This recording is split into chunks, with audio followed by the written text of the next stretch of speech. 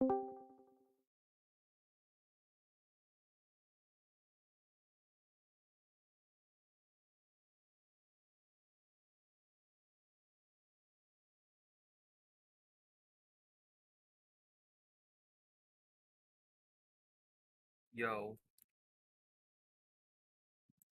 it's not going to be relevant until much later in the podcast, but there's a small detail that I'm going to post in general that I want to pin because I noticed that I watch a lot of reaction to the episode and not a lot of people seem to have gleaned this. The fucking the light in her eye is Kenny's original sword.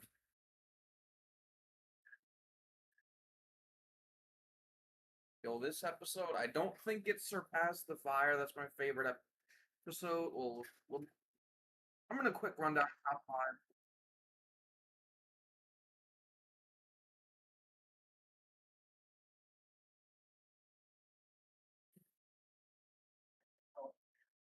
I will admit, the one thing that disappointed me was I kind of wish they would have changed a bit for the.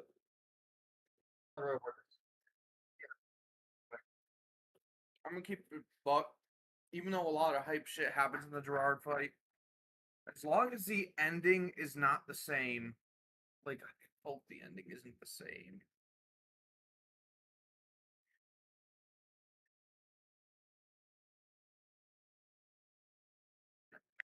Let me pull up the podcast. I'm gonna mute it so I don't double hear. Yeah.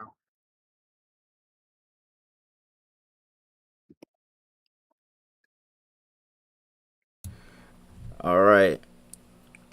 Well, either way, welcome to Soul Society podcast number 5. It's definitely been a while. We got Zach here with us right now, and we might have some others joining in as we have this going, which is fine because we got a lot of content to talk about plus predictions. So I think this stream is going to be going on for a while. Sorry. Which podcast was I in before this? You were in, I think, I think it might have been the first or the second one that I did. Because I did the third one by myself because there wasn't too much going on at that point in time because we were still waiting for Core 4. So there was that. But I think it was the first or the second one. Like, I think it was the first one because, like, it was, like, right around the time Echoes of Aincrad had its first trailer released, which... Yeah, no, that's when it was around the Core 4 thing that I started doing these. It was definitely around there, but... Like, Echoes of Aincrad, man, that game was such a fucking disappointment. Yeah, I'm not gonna lie, I was really hyped for it. I was really, really hyped, especially when they were talking about... They literally did everything right, but then the worlds are too empty, and then they didn't even make it multiplayer. Because they did everything right. The only thing they needed to do was make it multiplayer and then make the worlds a lot more full of life. Like they did with Alicization Licorice. Because Alicization Licorice, while it wasn't the most graphically looking game, you could play with your friends in the real world. Like, it didn't matter what part of the map you could go into. You could just do that. And you could fight the bosses with them, too. So you weren't stuck in one room like it was in Fatal Bullet. You want to know what I thought was the most dog shit part of that game? Which part? Of Echoes of Aincrad, the fact that you had to go back to town into the Yeah. I mean, I guess that they made it like that on purpose because of the fact that I guess they wanted to do that. But even then, like in the original SAO anime, they weren't really doing all that. But anyway, let's go ahead and get this started. Trying to make it needlessly how do I was like, it just felt like they made it needlessly tedious just because it's like kind of like a Souls-like kind of. Yeah. I think them making it a Souls-like was a mistake in my opinion. I like that they're trying to experiment, but I think them making it Souls-like was definitely a mistake. But I like Souls-likes, but like nobody wants to play a fucking hard game when they're playing an SAO game, man. Well, I wouldn't even say that because people kind of liked the old ones, even though they had some harder bosses. It was more so just how the combat works. A lot of people are kind of getting fed up with Souls-likes these days. But either way, let's go ahead and get this started. A little bit of banter at the beginning of this. But once again, Soul Society podcast number 5. We're going to be talking about episodes 1 through 4. I was going to do this earlier, but I was like, well, most people have already seen the movie theater, so let me go ahead and just wait for the 4th episode to come out, and then we can go ahead and talk about it, because then we'll have new stuff to talk about as well as the old stuff. I chose not to see it in theaters. I waited for the episodes, because... I wanted to see it in theaters, man. It's been such a long time since we had a Bleach, I guess, movie in this case in theaters, man. It's been such a long time, and it was worth it. It was worth it. I love my siblings. It was so worth America, it. like technically in America, we've never had Bleach in a theater. Yeah, no, the Hellverse movie and all that, all the Bleach movies that we were supposed to get, we all had them. I think, except for like, I think Memories of Nobody and Diamond Dust Rebellion. Those two I think were in America, but outside of that, the rest were all in Japan. That was a thing with the games too. Like the early DS games were all Japanese, so we didn't get anything but Soul Resurrection on the PS2. You're probably gonna hate them. Soul Resurrection on PS2 were like, what was it, Diamond Dust PS3? Rebellion, Diamond Dust is fucking dog shit. Okay, and see, that one I actually liked, hilariously enough. I actually liked that one. Well, of course, that's why I prefaced it with the Toshiro. I actually liked that one, man. That one was peak, bro. That one was actually peak. Like, I'm like a D1 Toshiro hater, but That's like, crazy. What did my man do to you? even I had to give him his flowers.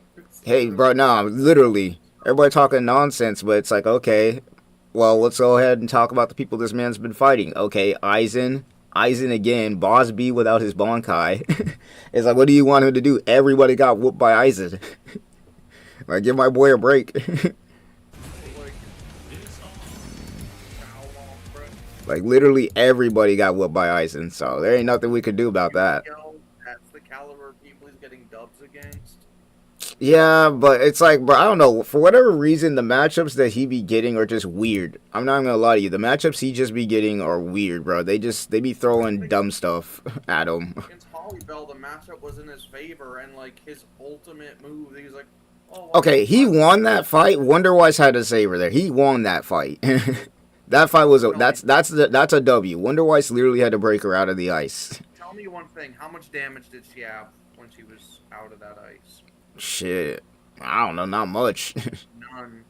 Like if it was just like a really. But then really again, if you, summer day. I mean, you gotta think about this though. It's like their elements completely countered each other, so it wasn't like either one of them were really doing damage to each other. You gotta really think about that real quick. Is that when they were doing their attacks and whatnot, I was like, okay, she throws some water at him, he freezes it. You know, he throws some ice at him, and she freaking turns it into water. It was just like it was a battle of prep time because he basically needed to wait for them to be a lot of moisture in the air to do his ultimate technique.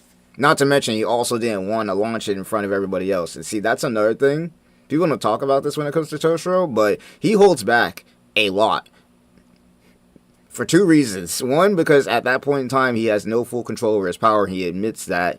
And second, because he doesn't want to hurt anybody else around him. And that was a widespread technique, so he didn't want it hitting everybody else. No, he doesn't fully master that false Bonkai until like Fullbring arc. And even then... My main issue with Toshiro is he just aura farms way too much. He like there's so many chapters where like the final panel is just him showing up looking cool, just for him to get like curb stomped immediately. Are you talking about he's like the Piccolo of the series in a sense? Yeah, he looks cool, but the writers just fuck him over, yeah. There's a lot of shows where it's like that, like shit. Masamune from Beyblade's one of those characters where they just be robbing my dude of all of his fights.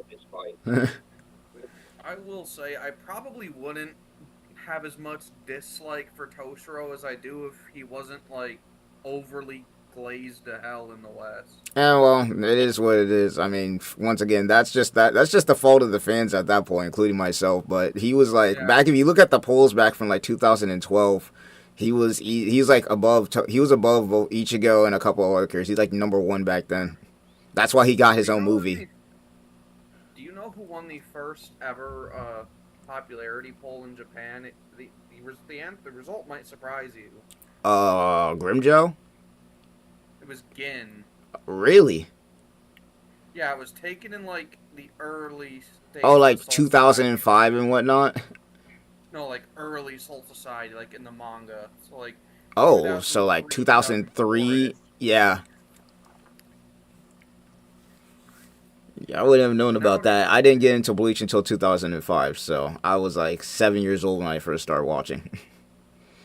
Same. I think I started watching in like 2006. Like the three anime that I would watch religiously when I was like 6 were Bleach, D. Grayman, and fucking God, what was it called? What was it called? The fucking white haired guy with the big sword, Dogman. Dogman. Why can't Inuyasha? Yeah, Inuyasha. I'm gonna say Dogman. I'm gonna say that sounds like Inuyasha to me. Sounds like Inuyasha. Yeah, now Inuyasha was one. That one actually hilariously enough. There's so many memes about people when they go to sleep when after like watching Adult Swim or they're watching something on Cartoon Network and then they wake up and it's Adult Swim and they wake up to the Inuyasha ending or opening every single time. Yeah, that fucking love Inuyasha, man. Most like it used to get a lot of hate when I was a kid though. That's what I don't get. Everyone just called it like I never understood the hate. I'm gonna be honest. I never understood it. like all my friends called it quote girl DBZ unquote, which That doesn't even make sense. yeah. Like personally, Sesshomaru, one of the best character designs of all time. Yeah. Sesshomaru looks so awesome, man, and he has a great character arc. Oh yeah, no, most definitely. But anyway, let's go ahead and get ourselves into these episodes. We'll start with, I guess, the first one. So, we'll give our thoughts and opinions on the first one, what they could have improved, what you wanted to see. I'm not gonna lie, and all that good stuff. And then what your final rating would be. The first one is the only one that I haven't rewatched, so I don't really remember what happened in the first one. Oh, okay.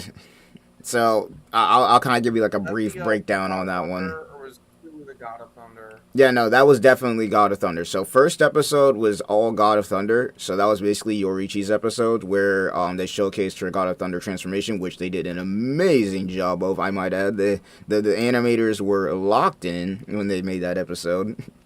The theater was going crazy, man. That's all I can say right now when I watched that in theaters. Got the haters the easiest stuff of their life. Oh yeah, no, Twitter was ridiculous when that episode came out. You had a bunch of the haters talking about some nonsense. But and it was like easy dub too, because like you can't really deny it. I'm gonna say you can't deny it. Yeah, no, it's one of those things you can't deny it. But once again, we redeemed ourselves with the latest episode, let alone the last two. We redeemed ourselves. I'll take it because you had people talk about the Gooner. You had people the haters over here talk about the Gooner allegations. Like people haven't seen fan service before. Toshiro with his jacket opening and still call it Gooner shit. Nah, I don't really. Hilariously enough, while there is a little bit of that, I don't see a lot of it. It's mostly people just glazing his transformation because once again, like him in his adult form versus his regular self is like night and day. It's actually insane how strong he is in that adult form. He hasn't even fully mastered it yet. Code switched from Hanji to fucking Aaron, bro. Yeah, no, literally. Yeah. When you fighting someone and their balls drop mid-fight. No, literally mid-fight. They did a really good job with that voice change too. Kubo did a whole, Q&A and an interview about it where he talked about that. Now that the episode's out, he could talk about it, and he really, really enjoyed the idea of them switching the voices mid-transformation, and they did a good job of that. Funny how he switched from one AOT voice actor to another. Literally, I saw a post on Twitter where they were talking about, man, they got Aaron out here fighting giants in Bleach and in Attack on Titan because he's fighting Gerard. I was like, yeah. It's peak. And a lot of people say that Aaron is pretty cold. Hey, they ain't wrong. Dude was doing some crazy stuff. But yeah, no, first episode was all Yoruichi. That was basically the shenanigans going on there.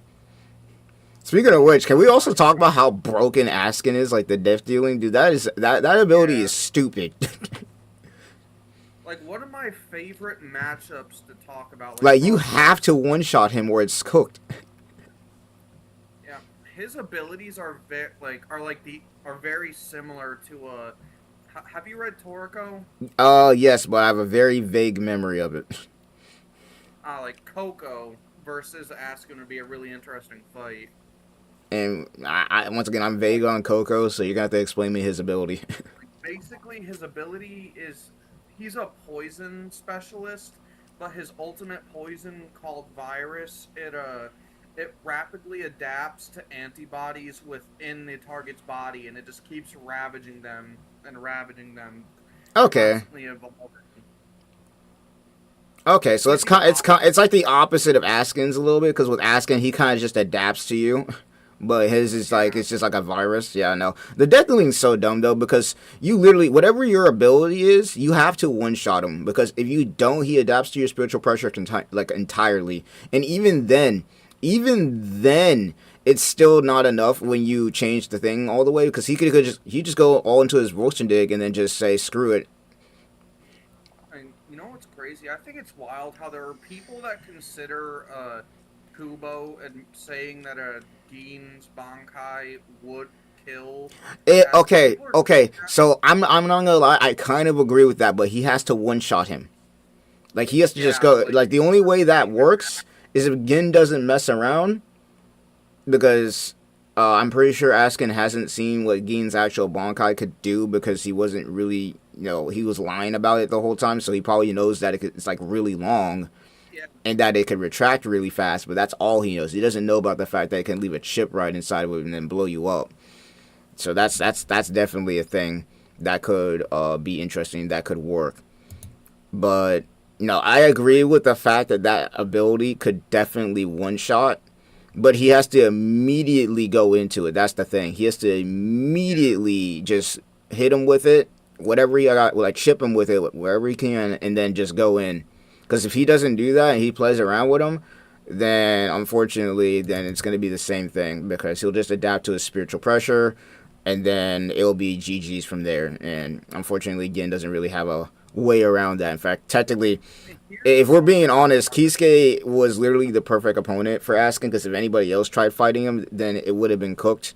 Because only Kisuke was able to get it to the point where he could lead Grimjow in that situation in and be, able to one shot him. And, once again, genius on Urahara's part for thinking about the fact that when, the Espada go into their resurrection, they basically turn into, hollows. So that really, really was a good thinking on his part, having that contingency plan there. Something I've always been curious. Do you think that if like a visor were to like damage Askin, do you think the death dealing would adapt slower against like a visor's abilities because of like hollow poisoning for I think instance? that it would be useful. In fact, one of the things that I was kind of thinking about at one point or another was the fact that, why, it would be nice if the Visors did end up fighting, Askin, but obviously they were busy fighting Gerard at that point in time. But if if the Visors did fight against Askin, they would be a really good counter because once they have the holification going, then that's like once again their weakness, which is why Grimjow was able to one shot him while being massively weaker. Here's a question: since the death dealing seems to act automatically, do you think that this is a very high concept thing I'm about to say? Do you think that Shinji's Bankai would invert? Uh, do you how do I word this? Like, Oh, you're talking do about you okay? So no, the only reason I know what you're trying to say, but no, because his Bankai, and there's a reason why he doesn't use it or why we haven't seen it up to this point.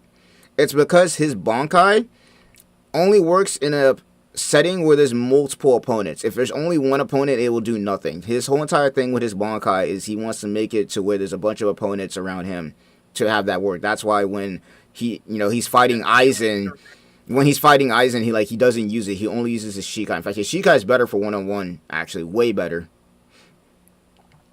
like wouldn't it like be able to affect like the individual? Wouldn't it be able to like treat the individual cells of like how do I word this? Like You're trying to say like you would like I don't know because I see. Here's another thing too is I don't even Like, know. could he like make Aizen? Could he make Oh God, I called Askin Aizen. What's wrong with me? Could he like make Askin's own antibodies fuck him over? I don't think so because his own antibodies can't hurt him. And once again, his Bankai is only really good in group situations, not in situations where it's a 1v1. Here's another thing I've always wondered about Askin. What like if we like throw him in like the fake Town arc? What level of Aizen do you think it would take to beat him? Personally, I think that like the What level of Aizen would it take to be asking, like just one shot him, basically?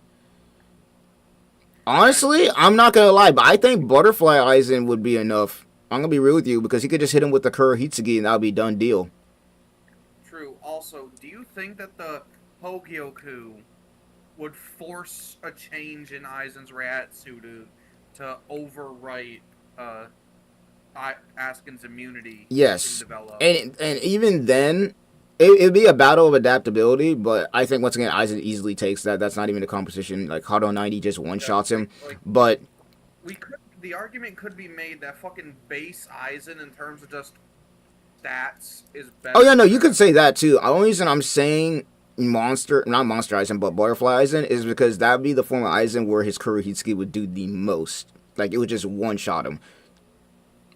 Because that was the because we've only seen him use Kurohitsugi about like 3 or 4 times. He used it in Soul Society Arc in base with no incantation, and it didn't kill Sajin, but it did a lot of damage.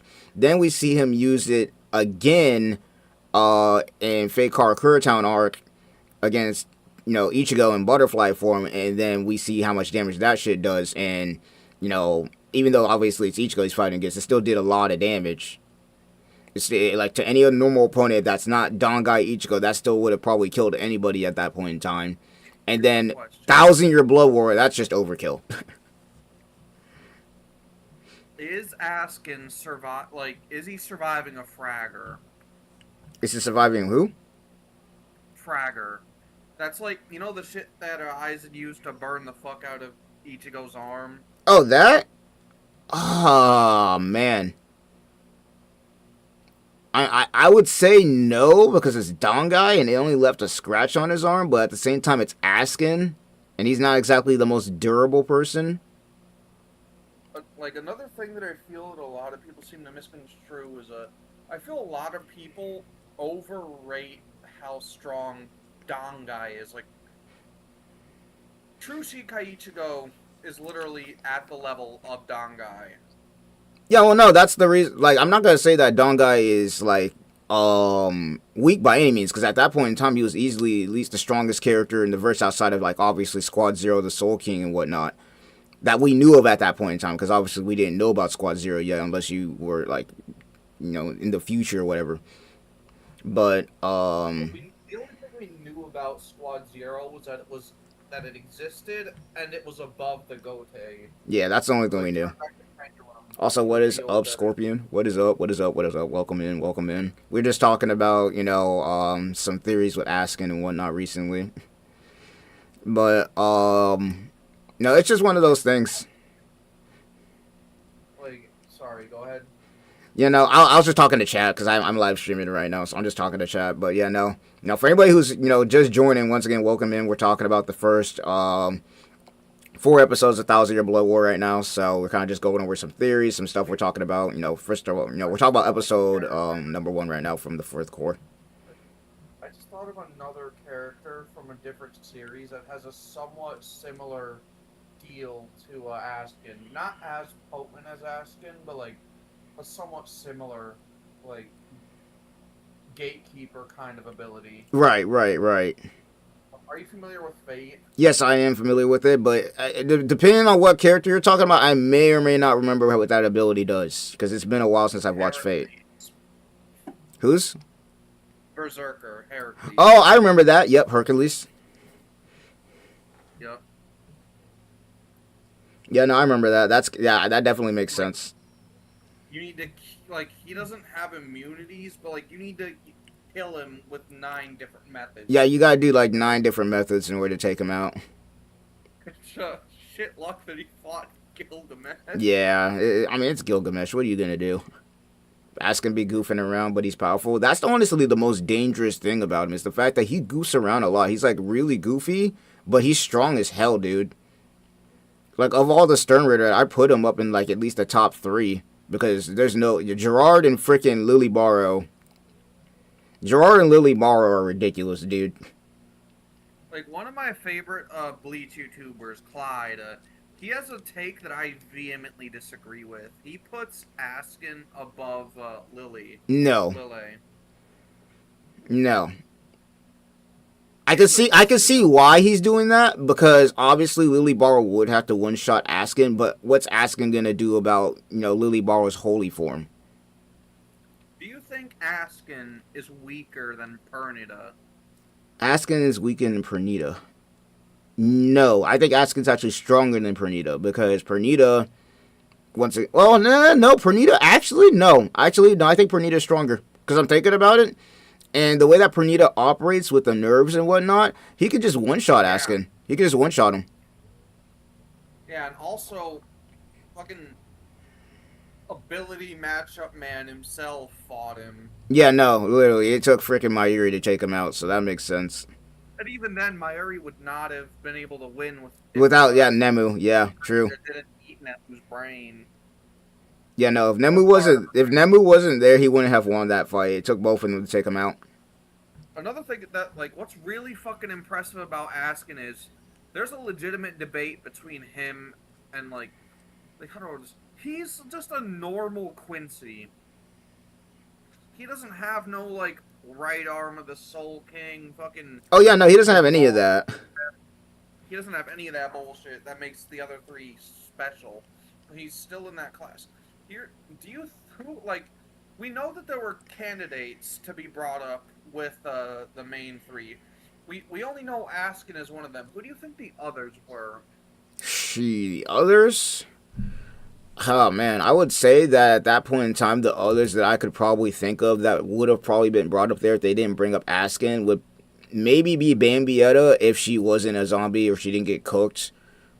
Or maybe Mask the Masculine could have got him brought up there because he's pretty decent. Or Bosby. Like, even though I think those would be those, or Grimmy too. But I think Grimmy would be a little bit crazy because he would just doing dumb. Because of his brain. Yeah, no, like he doesn't think.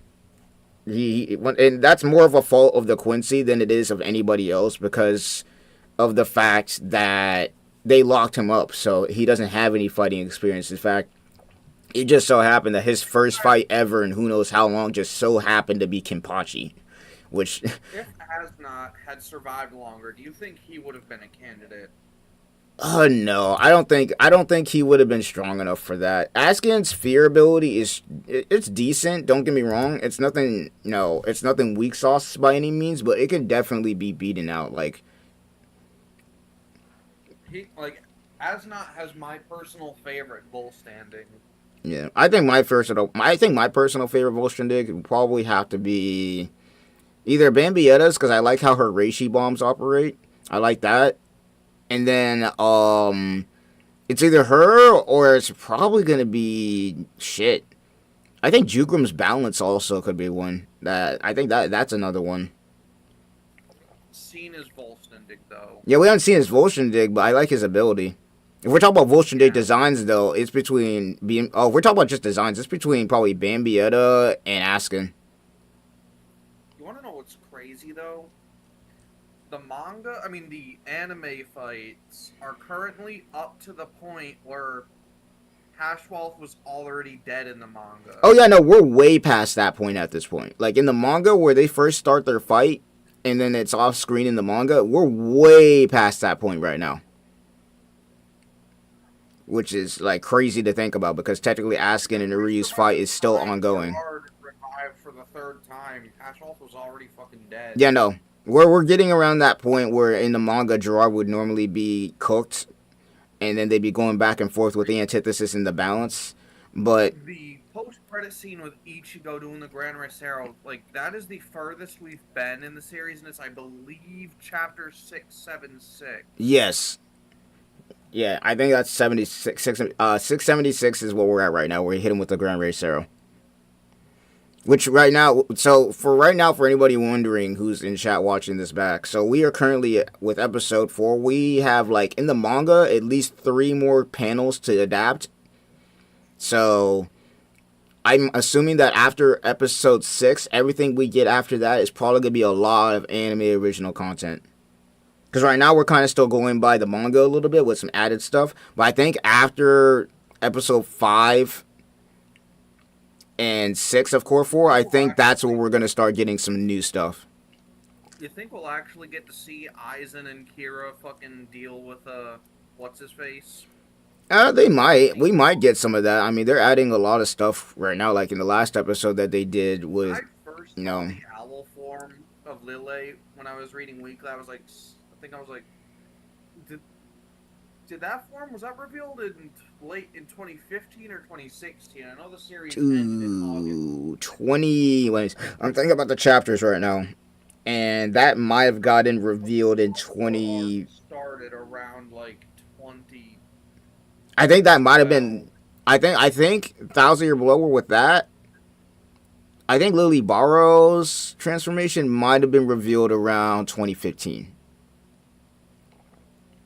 It was like had to be like late Like 2015 late, around. yeah, no, it was late 2015 though, because I was near the end of the manga. Well, yeah, when I first saw that form with the owl head, I was like, bro, who let Wan Shi Tong in here, bro? That's crazy. Like, I used to fucking. There were three manga reviewers that I would watch review Bleach chapters weekly.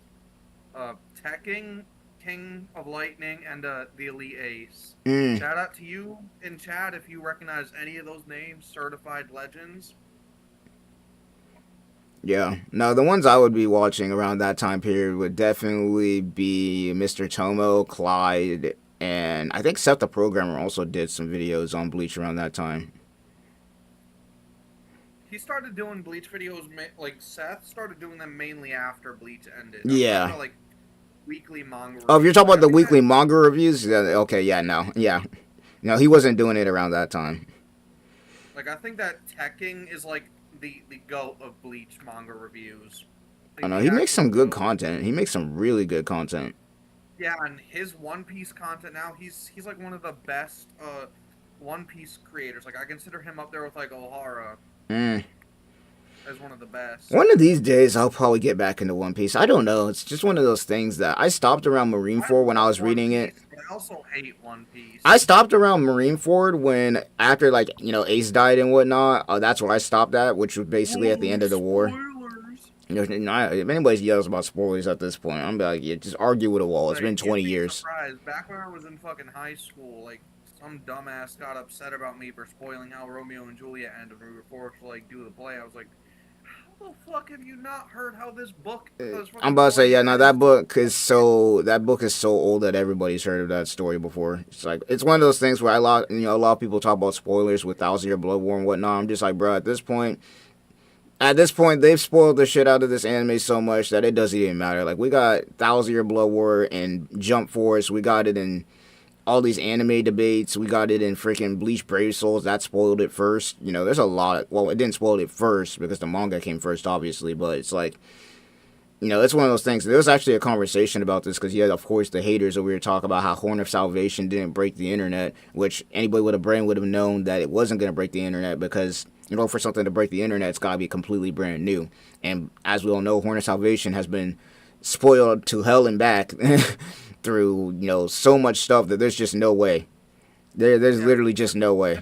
at the time it was revealed in the manga, Bleach had already lost all of its, like, steam by then. Yeah, no, by that Like, point, it was already kind of like, done at that point. And then once again, for a lot of people, we didn't even know if we were even going to get Thousand Year Blood War. We had hope that we can could I get just it, say, but though, that having Ichigo's Bankai on full display in the ending is such a fucking dick move by Piero. eh, it is what it is, man. It is Like what it I is. like Once I was again, like I said manga weekly, but like that it feels like it feels like Piero is like making it for people who are already fans of Bleach and have been fans. that's kind of the thing, though. Like, I was talking to people about this. It's like, while I'm enjoying the fact that there are newer people getting into Bleach and whatnot, I feel like that for the most part, this Bleach Thousand Year Blower, the way that they're animated, this is really kind of like, a thank you, kind of like a love letter in a sort to Bleach fans who have been sticking with the series even after it was gone for those 10 years. And then, not to mention, it also can get new people in at the same time. There's also people talking about the weird color palettes. Like, bro, I'm a JoJo's fan. I don't give a fuck Yeah, about no, color there's a lot palettes. of people, specifically Boruto fans for some reason on Twitter, be talking Bro, about the filter as they want to call it, but I ignore that. And then on top of that, it's like you guys weren't complaining about this back in Core 1 with the freaking Unohana fight when she used her Bankai, so what are y'all yapping about? I will admit though, if there's one complaint I have about Core 4, it's like I've noticed that there's a that the opening is very polarizing. I don't like it. I don't like it.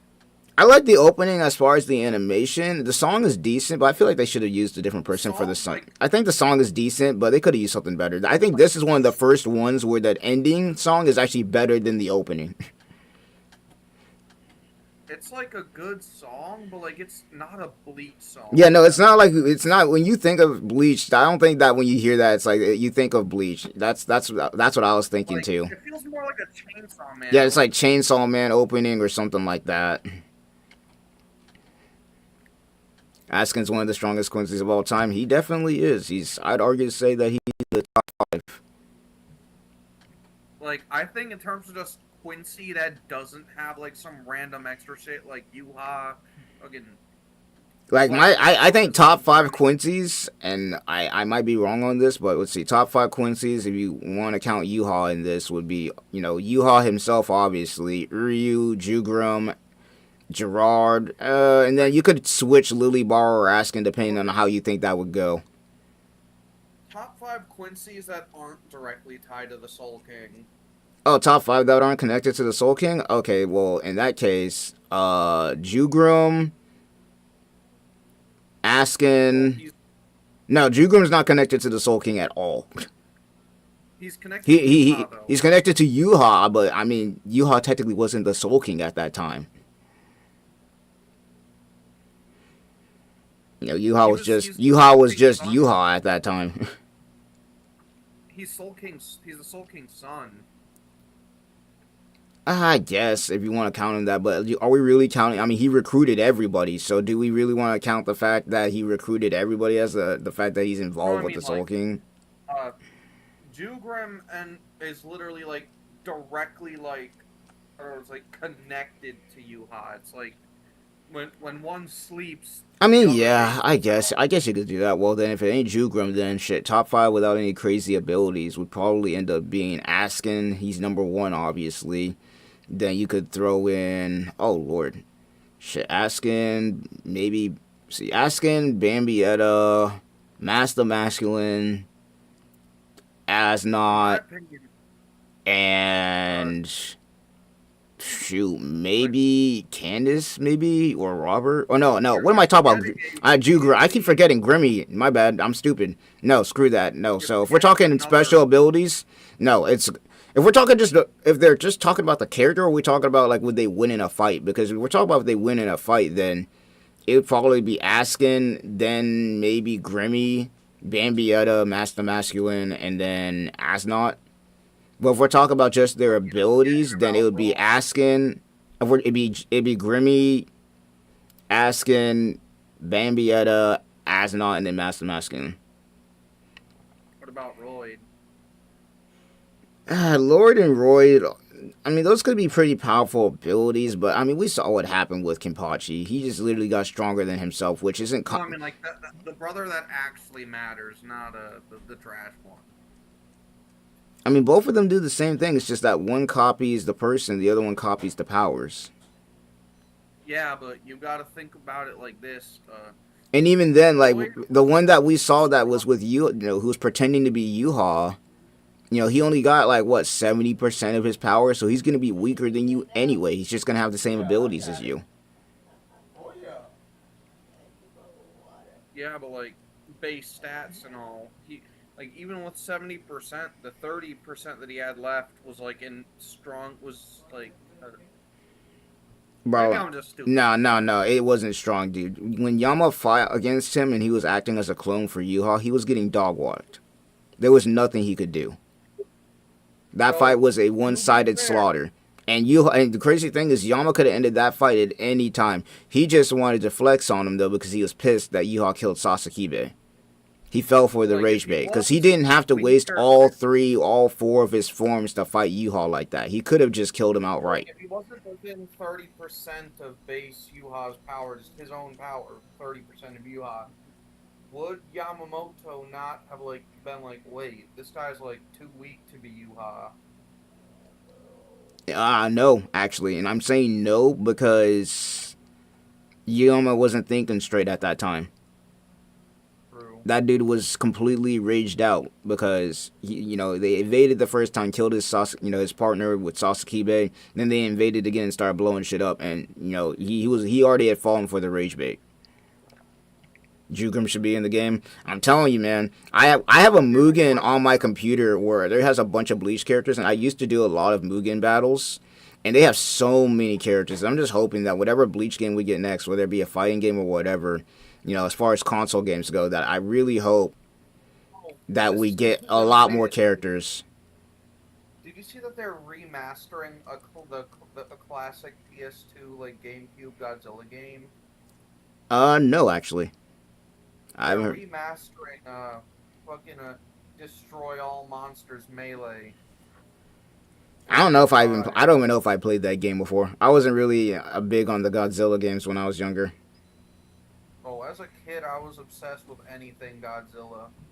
Like, I had heard of Godzilla when I was younger, but I wasn't really obsessed with it or anything like that. I've heard of it, but it's like, I was more into, like, if we're talking outside of anime. I was more into, like, the Transformers stuff or, like, Transformers, Power Rangers, that kind of thing.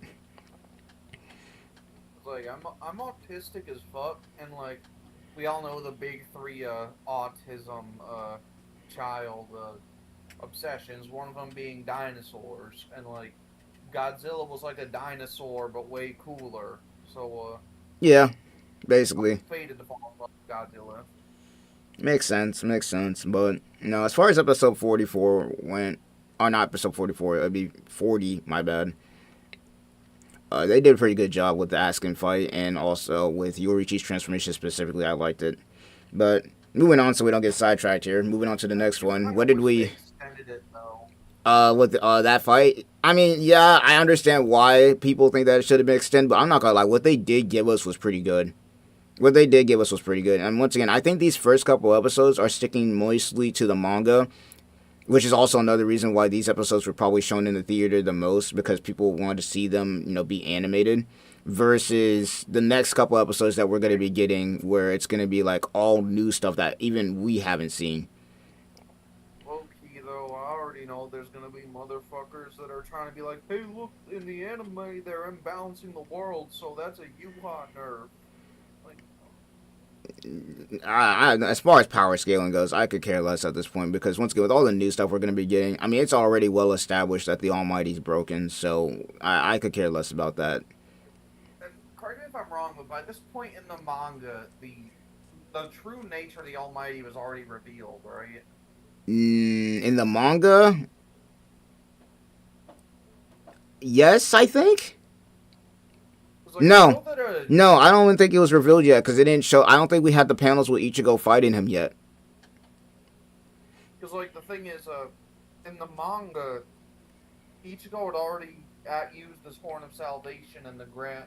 Oh, yeah, it should be. The nature of the Almighty should be revealed in the next 2 episodes. Yeah, in the next 2 episodes is where we're probably going to see that. That's probably where we're going to see that. Speaking of which, let's move on to the next episode. So, episode 41, so we get to see Askin's Volstendig, and also Kisuke's Bankai. What were your thoughts when you were able to see that? What would you say your thoughts were? Kisuke was sliding. He was indeed. And you know what's crazy is a lot of people, especially... Oh, wait, there's one thing I want to bring up about episode 40 that I just remembered. What's up? That zoom in on... I told you the animators were locked in, bro. Like, that zoom in on Baspi's body was so out of pocket. The animators were locked in, bro. They literally said, nah, we showing all the fights, even the one where the guy's dead on the ground. Like, did they need to zoom in? That was a diabolical scene, bro. They really say, let me just go ahead and show this man just dead on the ground over here real quick. Also, I'm watching the gameplay on your screen, and I hate what they did to Aizen, man. They did not need to nerf this man so hard. Yeah, I wouldn't say it was a nerf. I wouldn't say it's a nerf. I think that the thing you probably hate about this character is the way that he plays now compared to how he was before. Because it used to be that you could play Aizen extremely aggressive, and then you'd be fine, because he evolved pretty fast. But they made it now to where with Aizen in game, you have to stall out for like the first 2 minutes, and then get your mask on, pop white if you have it, and then get to your third state. Once you get into that third form, that's where you start really doing your big damage. But for the first 2 minutes, about you basically gotta like keep yourself from getting hit a lot. Like, I wouldn't mind him so much if using a white could also affect his reverse meter and base, but it doesn't. No, it doesn't. It Not used really. to. That's what it used to do back in the original, at the first portion of the game. It used to be that when he was using white, he would evolve really fast. It used to be a strategy back then with Aizen when he was really aggressive, especially with the Keto, that what you would want to do to avoid Kyoji Suigetsu is get him to low health, let him get into his mask form, and then after that, when he gets into his mask form, when he's at like no health, then you kill him. He'll go into his third state, and then you kill him again, which once again, back then was easier said than done because back then everybody was spamming the freaking Hado 90, not Hado 90, but what was it, Hado 81? Say though, I think the only nerf Aizen ever needed was just the nerf that they gave him the same patch they gutted his awakening stuff. The only nerf he ever needed was letting us interrupt Senjuko Tentaiho. Yeah, no, that's what I think that's the only nerf he needed too. Once they allowed you to be able to interrupt the Sojin Tenkaiho thing, that was perfect. Because back then, the main thing that made Aizen stupid was the fact that he could just throw that out, and even if you hit him, it would still be sitting there. And what is up, HBC? Welcome in, welcome in, welcome in. We're just talking about episode 40 and 41 recently. So we're cooking right now. If you want to join in right now, HBC, if you want to join in, or anybody in chat, if you guys want to join in and add into what you guys thought of the last 4 episodes, once again, Discord's open and chat is open. I announced it in Discord that we got this podcast going, and we got a lot to talk about, so we ain't going to be ending this anytime soon. But question, though. If Boruto is so good, when are Boruto fans going to talk about Boruto? That's a good question, because they haven't been talking about it on Twitter. And the main consensus, even with Naruto fans, is it's not that good, but hey, it is what it is. That's like, personally, as a manga, I like True Blue Vortex, but I think it's like getting a bit overglazed, Oh yeah, no, it definitely is overglazed. I think the Boruto manga, this is off topic as hell, but I think the Boruto manga is alright. It's nothing crazy, but it's not bad. But the anime, oh my gosh, the anime was so bad. Better than the first manga. The anime was so bad. Oh my gosh, 70% filler. I was so, what's crazy is I was so hyped for Boruto when they announced it. Like, I know that obviously there's a lot of people, especially who see me on Twitter, be, arguing with Boruto fans here and there. But, like, bro, a lot of people don't realize that a lot of people who were, Bleach fans, they liked Naruto. Like, Bleach and Naruto fans were chill as hell back in the early days. Then they made Boruto, got everybody hyped up, and then it ended up being mostly filler, and that's kind of what killed it. Yo, I'm about to DM you a meme, and if you can, I want you to try and put it up on screen, because this meme is literally how I have is literally me. And I bet there's a lot of people that relate to this meme. Let me see this.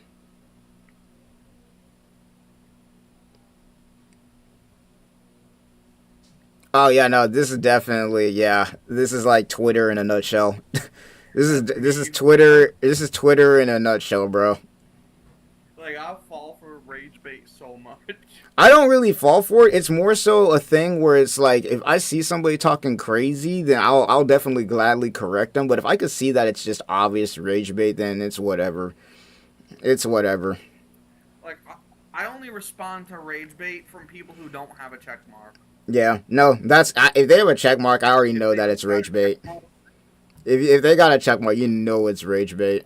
Like, though there is a feature that Elon gave us, which I don't know why, where motherfuckers with check marks can hide that bitch. Yeah, it is what it is, because they're changing that. I don't know if you saw it with Twitter, but they're changing how they pay people out on Twitter with the blue check mark, where it has to be actual authentic content now. So, I don't know when it's gonna happen, but pretty soon a lot of that rage bait content or a lot of the copy paste content is just gonna go away, bro. It's gonna be so good. It's gonna be so good. Cause Twitter can be fun, but like every time I go on there, bro, I'm telling you, it's like the same tweets over and over again. I'm like, bro, I swear I just seen this like not even 2 seconds ago. Like everybody's just copying each other. Who will win in a fight, Kenpachi or Bane? Did you say who would win in a fight, Kenpachi or Bane?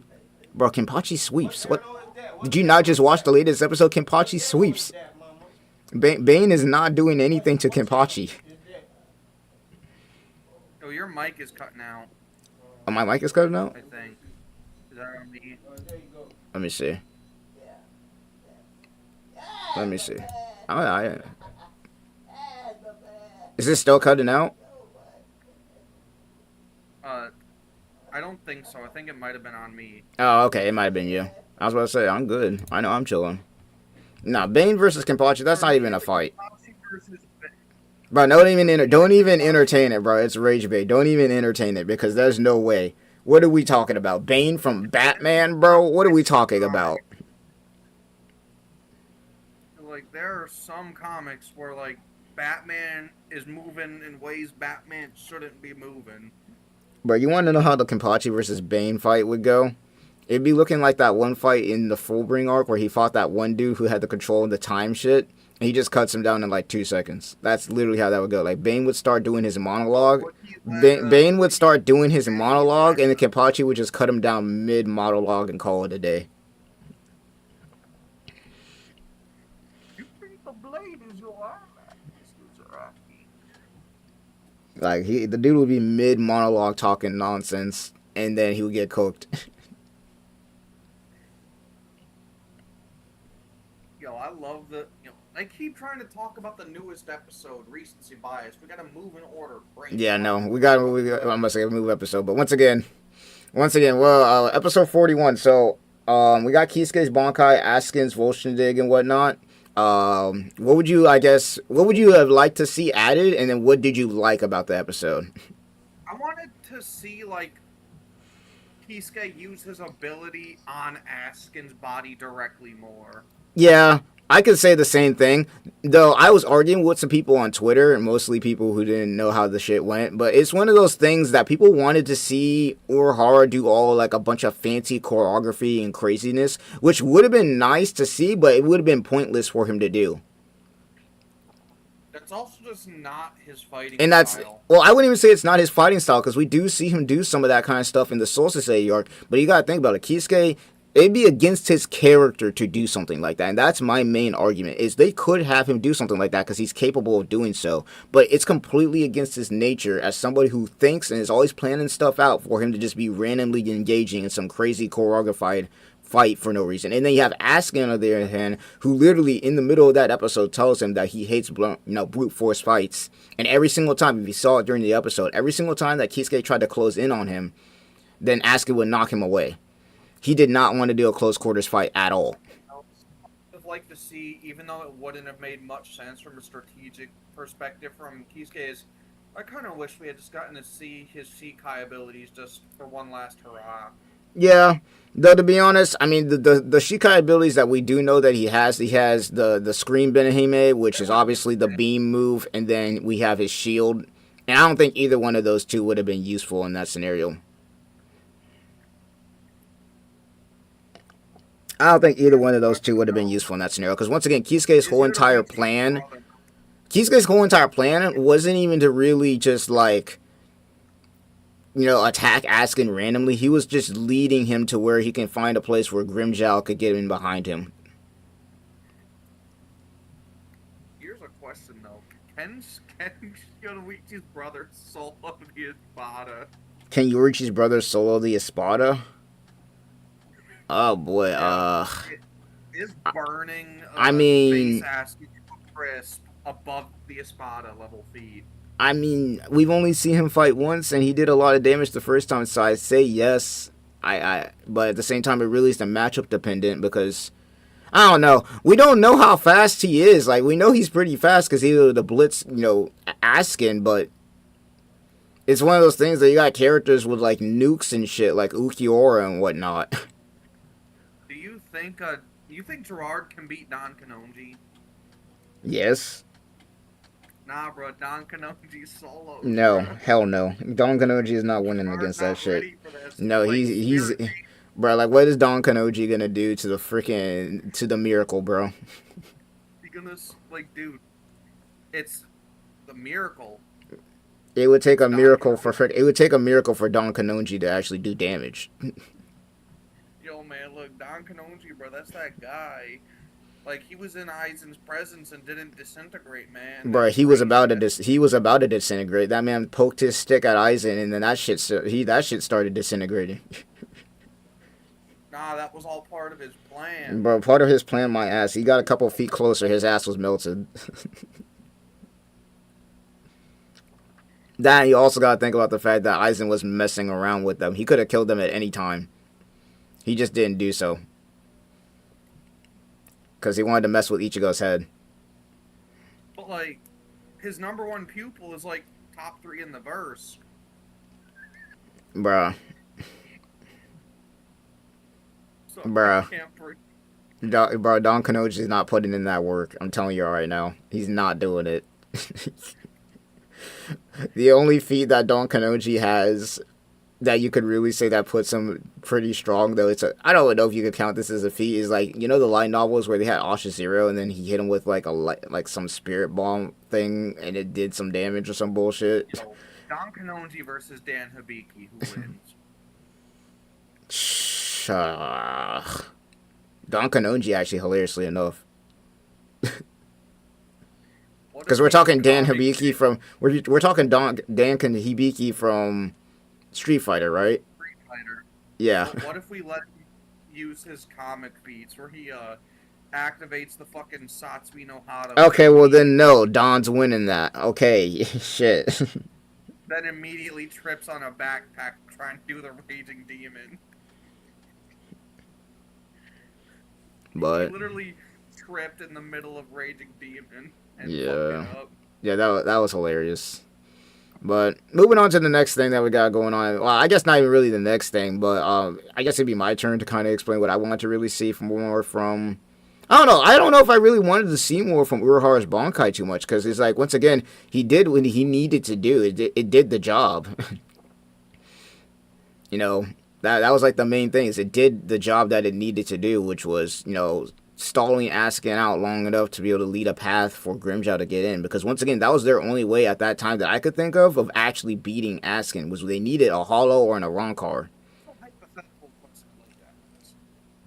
This Bleach anime never got canceled. Say we got like a filler arc between Fullbring and Thousand Year Blood War.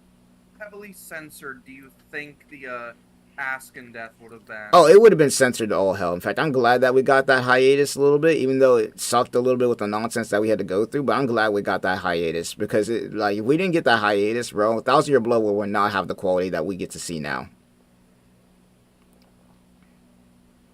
Thousand Year Blood War would not get to see the quality we get to see now, and not to mention they would censor everything. Yo, I love, like, how would the Gerard fight have gone? Gerard gets fucked up. Oh yeah, no, he's getting jumped. Like I was watching some episodes with other people reacting to the last one with the Gerard fight, and they were like, "Bro, Gerard is the definition of just getting jumped, dude. He's just getting jumped by everybody." But me personally, as far as the Askin fight went with Gerard fight is finished. Yeah. I might do like a meme edit where I just make like an AMV of Gerard clips with the song fucking Miracle by Cascade. Bruh. For no reason. That's ridiculous. That's ridiculous. But now, as far as episode 41 went, I think that they did what they needed to do. There wasn't too much that they could add into that. And not to mention, we also got to see some clips of Ichigo and Orihime in there. We got to see Orihime pop off. So I'm glad we got to see that. And we also got to see... Was it the episode 2 of Core 4 or episode 3 where Orihime does like the aura farming? It was episode 2, actually. It was in the middle of Gerard. It was literally in the middle of the fight with Askin, where they showed that off.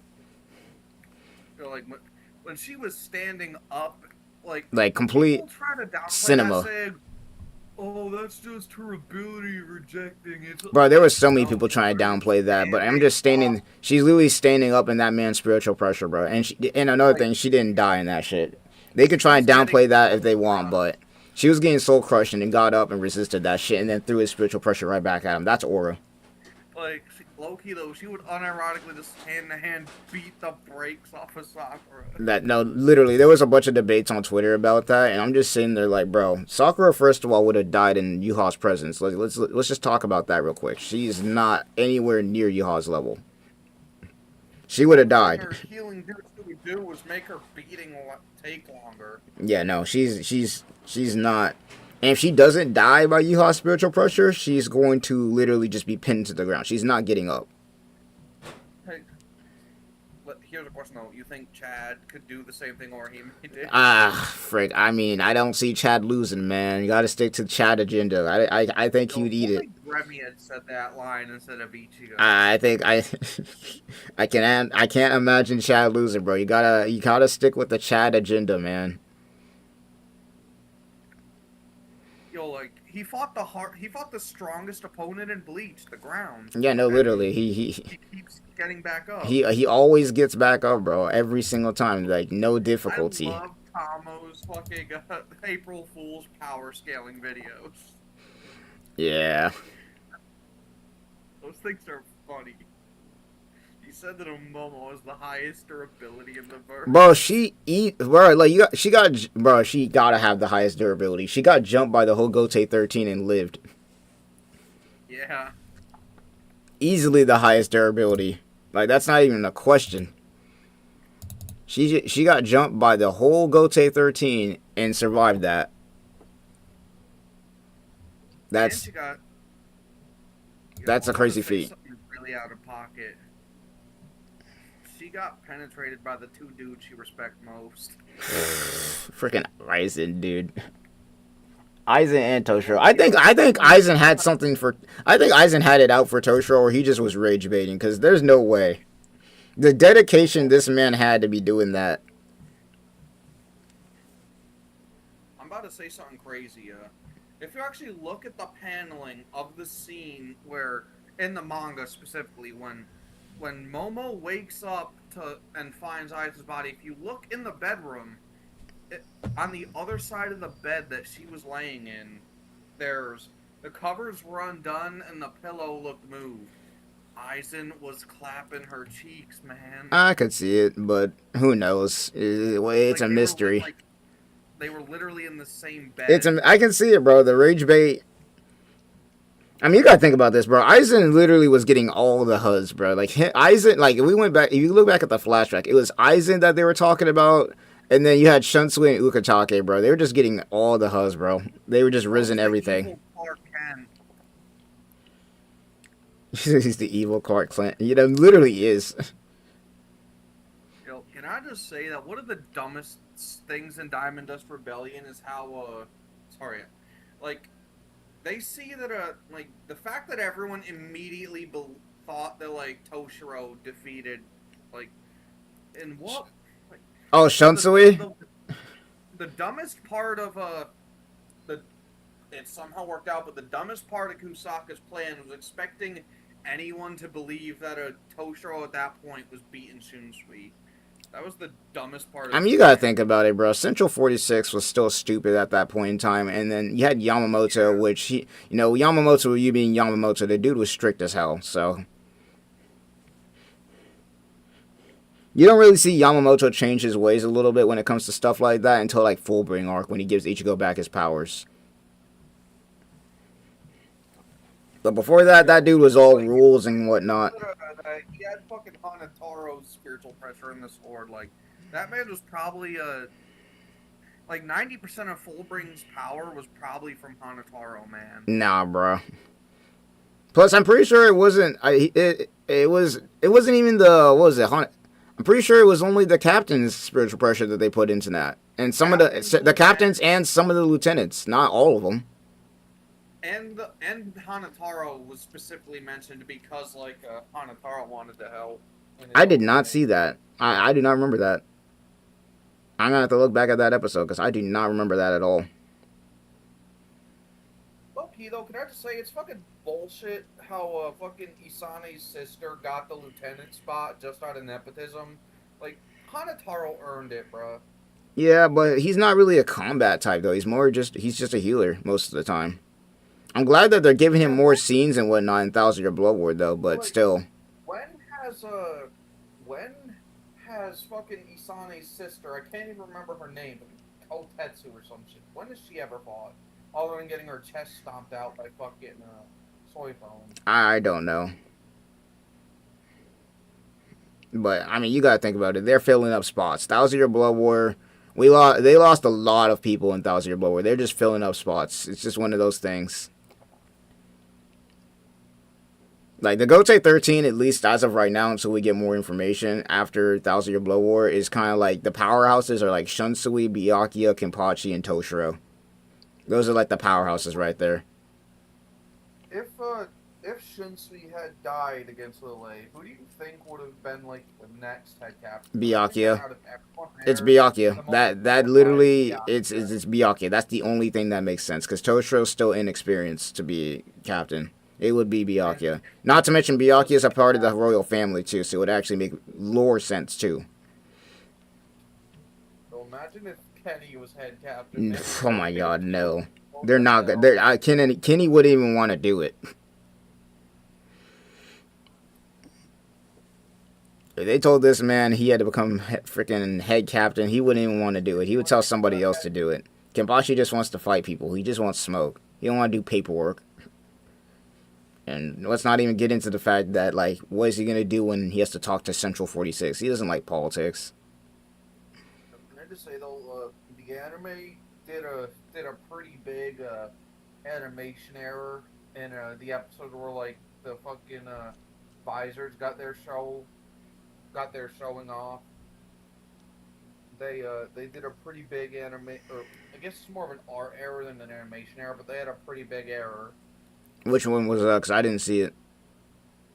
Mashiro was in her pre-time skip outfit, and not her super lieutenant outfit. I don't know if she even kept that. I'm gonna be honest. I think that was just there for the memes. the super lieutenant from Core 2, I'm pretty sure that was, or Core 1. Yeah, I think that was just a meme. But either way. Have you read Hokuto no Ken? Have they read what? Have you read Hokuto no Ken or watched it? No. Well, damn it, that's a classic, man. You got to see that sometime if you get the free time.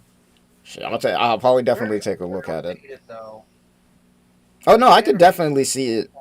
I could definitely see it being outdated, especially if it's an early anime. I could see it being outdated. It's like before Dragon Ball. Yeah, makes sense. Like, I believe the anime started in like 84, 85. Oh yeah, then I've definitely never seen it. Once again, I was born in '98, so I've definitely never seen something like that. Like, it got one of my favorite shonen pro tags ever. Fucking Kenshiro. Yeah, no, I've definitely ain't seen that. You've definitely seen memes from it, though. Probably. Who knows? But anyway. So there's one of the biggest anime memes is from Hokuto no Ken. Omae wa mu. Yeah, no, I've seen that meme, but I never knew what it was from. I've seen that meme, but I never knew what it was from. So there's he has one of the most legendary ore farming moments ever. Hey, let me see if I can find the panel.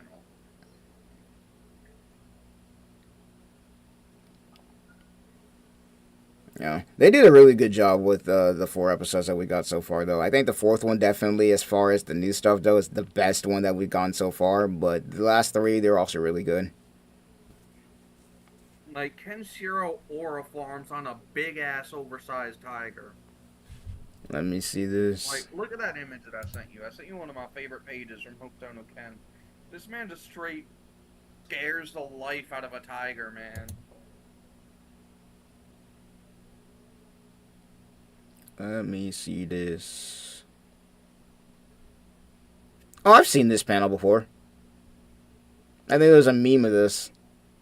I've seen this panel before. Once again, I've seen panels of this anime before, but I never knew what they were from. Kenshiro like he's a really, really good person, but like he just fucking kills people. Yeah, it'd be like that sometimes. Everybody he fights, he fucking kills. It be like that sometimes. Because, like, his martial art, it causes your body to, like, explode from inside and crazy shit. All types of different things he can do. He can even heal people with his martial art. That's kind of crazy. Not gonna lie, kind of crazy. But anyway, let's move on to the next episode here. So, episode 42. I think this is mainly the episode with we mostly obviously we get a lot more of the Gerard fight, but then we also got a lot of the Ryu fight, and we also got Thousand Year Blood War Ichigo and then Orihime's fight in there, and then a little bit of Gerard fight. What do you guys think of that episode? Because I think that they did a good job spreading a lot of that stuff out. Especially Uryu and Jugrim's fight. I love Jugrim's new form that they gave him. Liking how, like, I'm gonna, like, a big criticism I had at the manga was that everything being sequential at the final part of the manga instead of, like, cutting between. Whenever I think of Bleach arcs, I think of cutting between multiple things happening at once. Yeah. That's something Kubo's always been really good at. Like, in the manga, that just wasn't present. Like, no, it was there, and once again, you could see that it was rushed. You could definitely tell that it was rushed because, yeah, there was still a lot of stuff going on in the manga at the same time, but it was definitely rushed because he didn't have a lot of time to put into it because Shonen Jump was rushing him, and then he had that illness. But I like how they fixed it. We got a lot more, like, once again, of the fight with Uryu and Jugrim. Shonen Jump was not rushing him. He was rushing himself. He was, like, Bleach was originally supposed to be 700 chapters, like Naruto. But Kubo's, like, because of his shoulder, he was, like, begging Shonen Jump behind the scenes to let him finish sooner. I didn't. Remember that infamous chapter end panel where it said, like, Bleach will end in X days, and it was all blacked out? Might have to look at that. I have my manga sitting next to me, but I have to find that. Whatever. It was blacked out because it was originally supposed to say however many until then was 700. I forget what chapter it was in, but I just like remember that being blacked out. But because Kubo wanted it to end so that he could, like, let his shoulder rest, which honestly, gotta respect Kubo for having the balls to ask to stop. Well, no, frick. Me personally, I think, like, respect to him to be able to draw as well as he was able to in the manga with that shoulder being messed up. Let's be real, like, you could tell the art was declining because of his shoulder at the end. Yeah, but it was still good. That's the crazy part. It was still good. Being able to draw all that, the Thousand Year Blood War the way he was able to while his shoulder was acting up is pretty good. It is funny to me how for the longest time one of the criticisms for Bleach was that Kubo doesn't draw backgrounds, but, like, well, that's because that's not his style. And a lot of, yeah, no, you gotta think about that. That's not his style because he, obviously the focus that he wants to be is on the characters. Early Bleach, there were so many detailed backgrounds early on. Well, not even just early Bleach. Even in the, like, a Rankar arc, there was a lot of good backgrounds. Or, like, Thousand Year Blood War, there's some pretty decent backgrounds. It's just that drawing backgrounds isn't his thing. It's not his main focus. He wants you to focus on the characters. I hear a lot of people glaze Oda for his backgrounds, but, like, Oda has a ton of assistants. Well, yeah, no. He does have a lot of assistants with that, which, and, it's once again, when it comes to backgrounds and stuff like that, once again, Oda and Kishimoto are more known for that because that's just what they do. They're not really, their focus isn't really on their characters a lot of the time. I think that Naruto's manga has a bigger emphasis on the character. As weird as this is to say, because, like, it feels like One Piece specs a lot more into having unique character designs and having the characters actually look cool. And oh yeah, no, definitely. It's mostly unique designs that they focus on when it comes to that. Whereas, like, a lot of Naruto characters' faces are drawn very similar, but, like, their hair and their body type is what distincts them. Yeah. Like, if you look at, like, characters' just faces without any other thing other than their eye color, like, if you looked at Shino without his collar, only his face, not his hair or outfit or anything, just his face, and, like, without the glasses, we've seen him without his stuff on, right? No, actually, hilariously enough, we've never seen him without the glasses on. I could have sworn there was, like, a filler arc where we see his eyes. If there was, I don't remember it. If there was, I didn't see it. I remember there was a filler episode where, like, the whole premise was, like, they were trying to get they needed to like go to a funeral and not laugh. So like they sent Shino, but like he got poisoned with like laughing poison. So Naruto's dumbass had to go to the funeral and not laugh. That's crazy. No, I don't. I definitely don't remember that. That's got to be an early filler episode or somewhere in between Shippuden, because I definitely don't That remember was in that. like the 70 episode stretch between Sasuke retrieval and Kazekage rescue. Okay. I figured, I was like, it definitely is early, because I definitely don't remember that.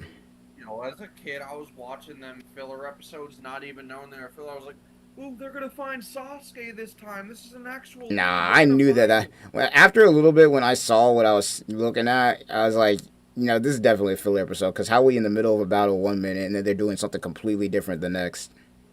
No, I mean like I'm talking about after Sasuke retrieval. Oh, after Sasuke like, retrieval arc?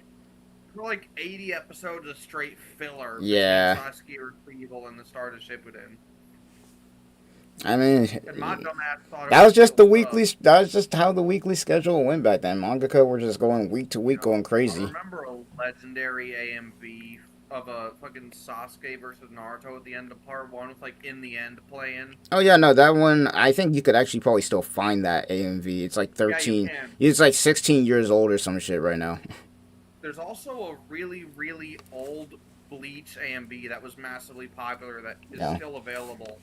A lot of people don't Bleach realize Naruto. that you could not escape Bleach or Naruto back in the early days. One Piece didn't get popular until 2016 when Attack on Titan went crazy. But those early days from like, once again, 2004 to like 2012, 2013, Bleach and Naruto were running the streets, dude. You could not escape either one of those two. Was it possible to escape back around that time? Well, D. Gray Man. I freaking love D. Gray Man. I think D-Gram was definitely a really good one. But it wasn't like that where it's like everywhere you went there was a Naruto AMV or a Bleach AMV or a Dragon Ball You AMV. probably know the Bleach AMV I'm talking about.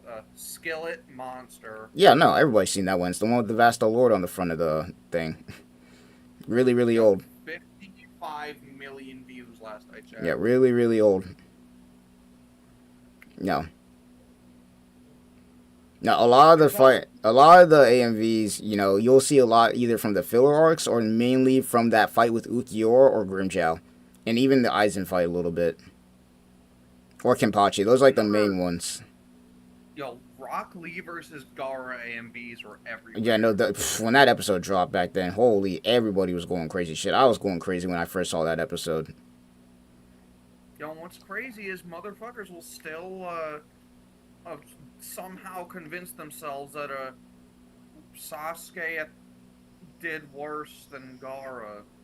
I mean, Sasuke did worse than Rock Lee when he fought Gaara. No, he did way better. Exactly, but there's people that are like, oh, he only did that because of the man. He was beating the dog. He was doing the same. He was doing the same thing that Rock Lee was doing, but he just added the Chidori in there. In fact, that was the one weakness with Rock Lee's technique at that point in time. Was you were knocking him around, but you weren't doing You weren't doing enough significant damage at that time. That was like the main problem. Y'all remember when like fucking Sasuke was doing them Muay Thai combos? Oh yeah, no. Right? He was breaking his bones through the armor. Gaara took no actual damage against Lee. That's something people forget. He took no damage. Well, that's what I'm saying is like, once again, when it came to Lee, his main problem was, he was knocking him around.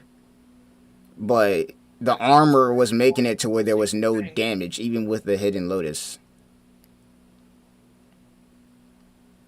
So, there are people that think that Lee being weaker than Neji was only a base thing, but like... No, that wasn't a base thing. They made it pretty clear that he's weaker even with the weights off and everything. And motherfuckers are like, well, Neji looked shocked when Lee was putting the beats on Gaara, but like he wasn't shocked at Lee using fifth gates. He was shocked that Lee was doing so well against Gaara. Well, no, I would say that he was shocked about Lee using the fifth gate, but I don't think he was concerned about it in the sense of, damn, this guy could like beat my ass. Like the way that I perceived it was like Neji Neji's whole thing was like natural talent, but like Gara, like someone like Neji, who like sees natural talent as everything, would naturally be shocked that like Lee, a nobody, was putting paws on Gara. Now, the way I saw it is I think that Neji was just shocked that he even knew how to open the fifth gate and unleash that much power in the first place. I wouldn't say that he's concerned about Lee beating him, but it was more so the fact that it's like, damn, Lee can do all this?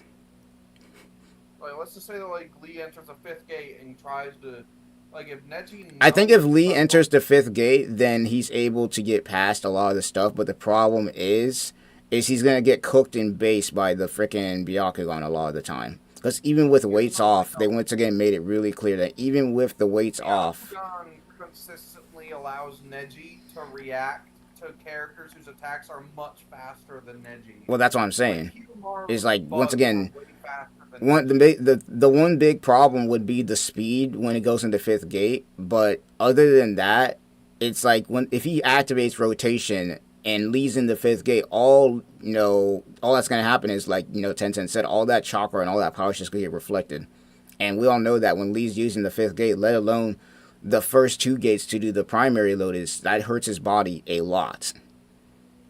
If he doesn't like the win condition for Lee in that scenario, yeah, if your chakra points are blocked, then that means that the gates are cooked, so you can't even use them. Like, would they just not activate? Yeah, no, that's my point. Is like if Neji shuts down his chakra points before he activates the gates, then he can't use them. What would happen if he closed them off when he was already in the gates? Would it cause like an explosive rupture or something? I don't know. It might just shut off it honestly might just shut off the ability. I'm not gonna lie to you. Or like, do you think something would happen like what happens when like you put a seal, like the seal that a Kisuke used? Yeah, that could happen, but shit, we'll never know. Rock Lee almost. I'm yapping. Yeah, I know. We're yapping a lot right now. We're yapping a lot right now. Rock Lee almost died versus Gar. Yeah, he almost got cooked right there. The old Gar was crazy. He would have died if Guy didn't step in. Yeah, if Guy didn't step in. Yeah. But back to the episode. Once again, I like that they did. I gotta say something that pissed me off about that. All the when it was fucking Neji versus Hinata, everyone was so quick to jump in before anything crazy happened. But for Lee, nobody did shit but other than Guy. Yeah, but you gotta think about it. Hinata's royalty at that point in time. Remember when Kurenai tried to put Itachi in again? That will forever be the most stupid thing she's ever tried to do.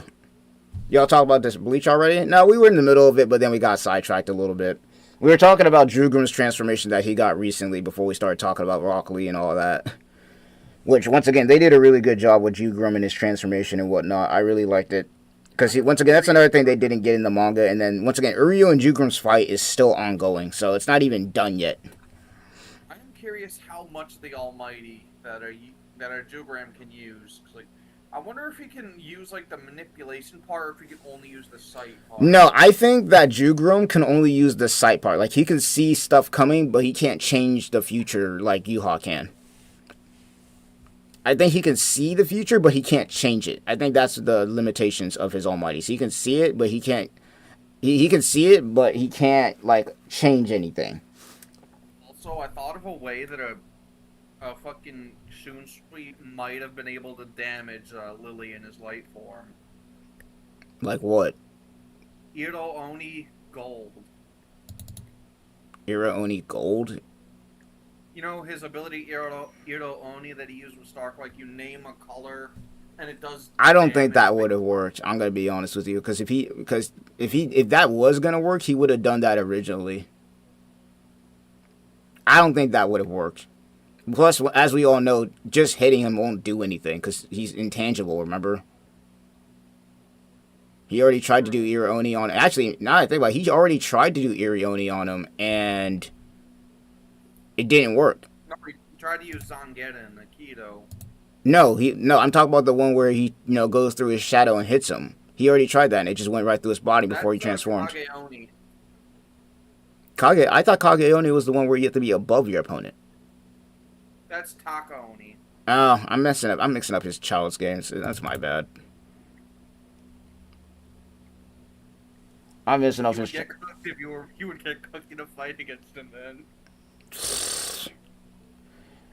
You'll like imagine fighting Shinsuke and having to keep track of all his games in your head. That shit would suck. No, that'd be annoying. Yesterday's episode was peak as hell. I'm not gonna lie. We're gonna talk about that later. No, he would need he wouldn't need that sword that Lisa had if she was gonna do any of that. That's the only way that would have worked. It was specifically made for that.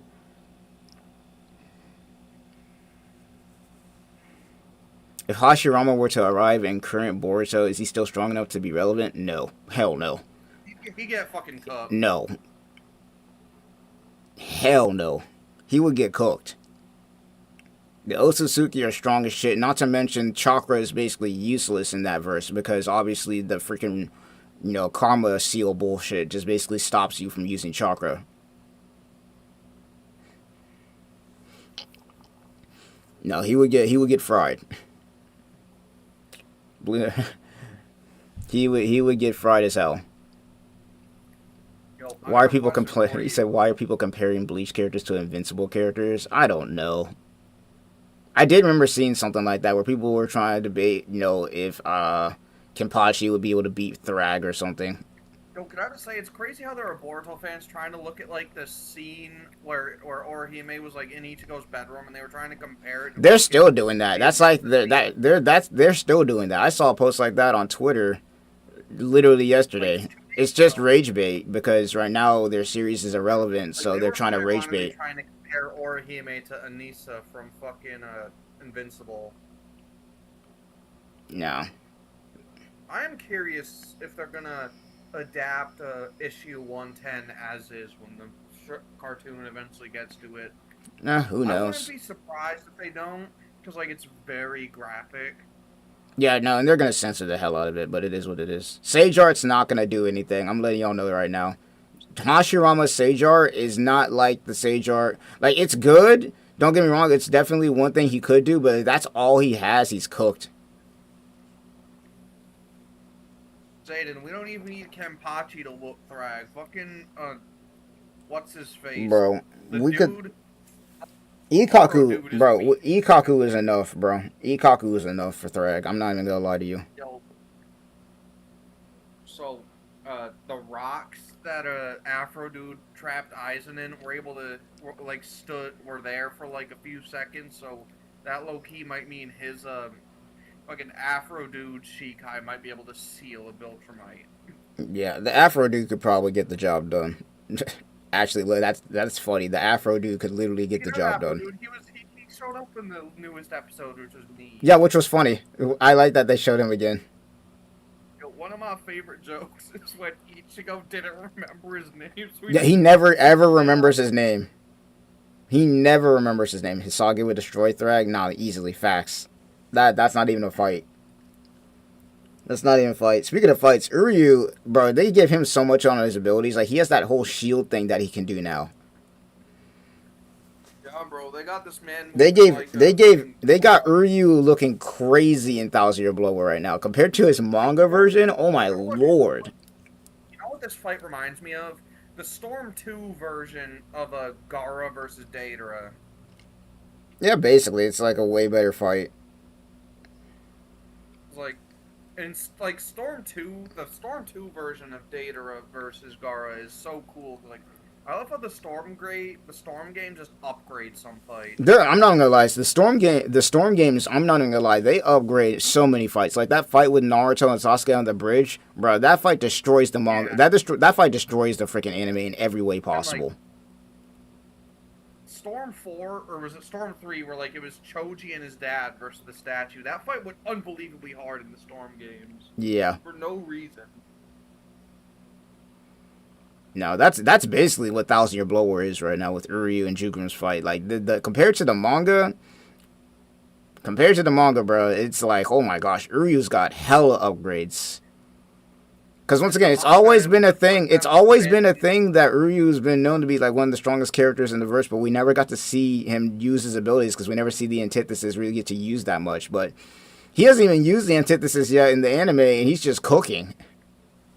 He used it against Or do you mean in this core or in general? Because he used it against Senjumaru. I mean, he used it against Senjumaru, but that's it. Yo, speaking of the anime, fucking Ishida versus Renji, it was a rematch I never expected, but I was so happy we got it. Oh yeah, no, that was a good rematch. That was a good rematch. Man got his get back for what happened in the beginning of the Soul Society arc, kind Yeah, of. he literally got off-screened by Renji. Yeah, no, in the beginning, you know, once again, Renji got off-screened.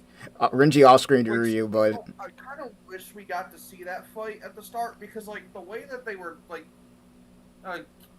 remember the Mayuri fight when, like, Mayuri was like, "Oh, is this not your first time being cut by the blade?" And yeah, no, it's second. this is the second time because he fought Renji. Impact on him. But you gotta think about this. Was he really gonna be able to actually, you know, do anything to Renji at that point in time? He was already injured from fighting against the Minos. Probably not. Definitely not.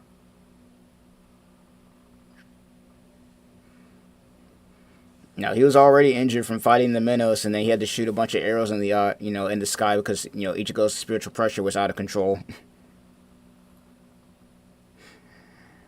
But they did justice for Ryu, bro, and they're still doing justice. Who knows what we're gonna get in the future, bro? Once again, we got 6 episodes, and I think that by the time we hit episode 6, it's gonna be a bunch of new stuff. Of the Ishida versus Jugum fight was dog shit. It was just them spamming Uno reverse cards until Jugum just died. Yeah. No, they didn't. Once again, the manga, you could tell that, you know, Kubo was, you know, he was definitely rushing the manga a little bit. Because a lot of the fights that, like, it was definitely short. I love how for both Rukia and Toshiro, Byakuya fucking helped them up and told them how to, like, properly rest after their Bankai. Yeah. It makes it feel like he's, like, knows different Bankai types. And makes it feel like he's studied up on history of Bankai and how different Bankai. Well, he knows about how it works. I mean, once again, when he fought Renji the first time, he literally told him that, yeah, you may have achieved Bankai, but one of the most important things is you got to master it afterwards. Like, you can't just learn Bankai and be all good to go. Hell, Ichigo had that same problem.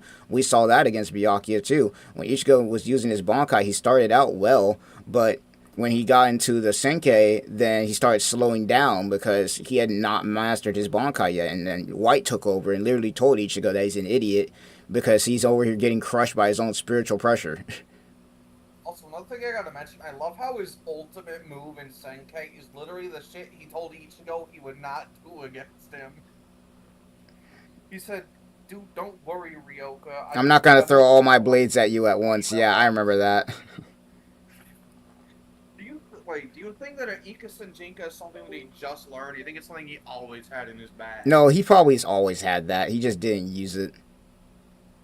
It's like, Byakuya is the type of character, he does some cool shit, then never does it again. Like, yeah, no, like, I mean, he didn't use Hotaken again, ever. He never used it again.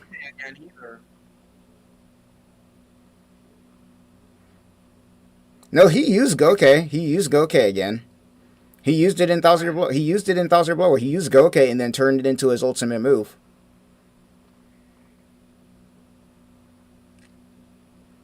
He just didn't keep it up the whole entire time because in Ichigo's fight he used it but he didn't do anything but just keep it up where, you know, he just had the sword sitting there.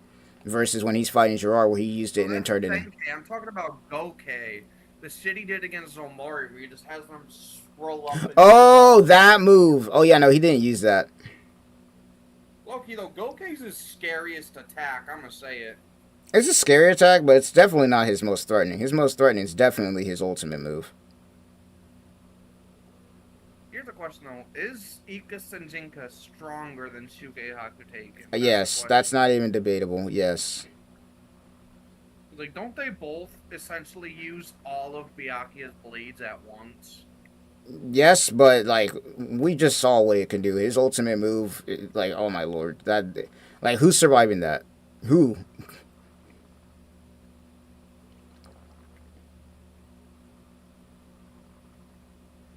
Do you think that in terms of just, like, a smaller opponent that isn't gigantic, like, I think that Shukei probably has more use cases than Ika. Yeah, and that's another thing, is Byakuya's Bankai, it's simple but versatile. It's like Toshiro's, once again. Simple but versatile.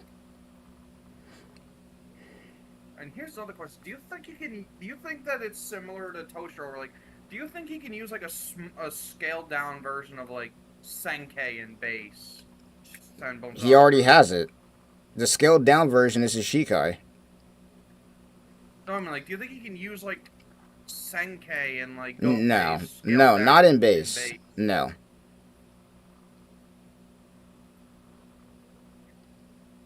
The only person that got hit by it survived it. Okay, well, the only person that got hit by it has the miracle. All right, anybody else is dying. Like, what do you mean? The one person got hit by it. It's the dude with the miracle. Technically speaking, all of Byakuya's kills are never from one direct attack. They're from like accumulated damage. Yeah, that's his whole thing. It's death by 1,000 cuts, literally. So I will say one of the scariest panels of all time, just thinking about, is like when he, I'm gonna say this, when he just uses regular sword to cut Ganju's arm. That's like one of the most grievous looking wounds in the show. Like, not even the Semmelzakura, like when he like cut up his whole Ganju's whole arm with his regular sword. Yeah. You know what I mean? Well, I guess they censored it in the anime, but in the manga it looked a lot worse. Even in the anime, like, it was still like a cut up his whole arm, which is scary. One of the craziest censored moments, like the first time I ever read the early parts of Bleach, and like manga wise, I was shocked by like how different the manga version of because like obviously I had already known about like the ion stuff. Like, I was shocked by how brutal the effects Yama's Reatsu had on Nanao were in the anime. Yeah. It was definitely brutal. Foaming at the mouth and shit. It was definitely brutal, man. But anyway, now that we're done talking about episode, was that 42 or 43? I think that was 43 where they had that. Of course, we got episode 44 that we got going on, which is the recent episode that we just got.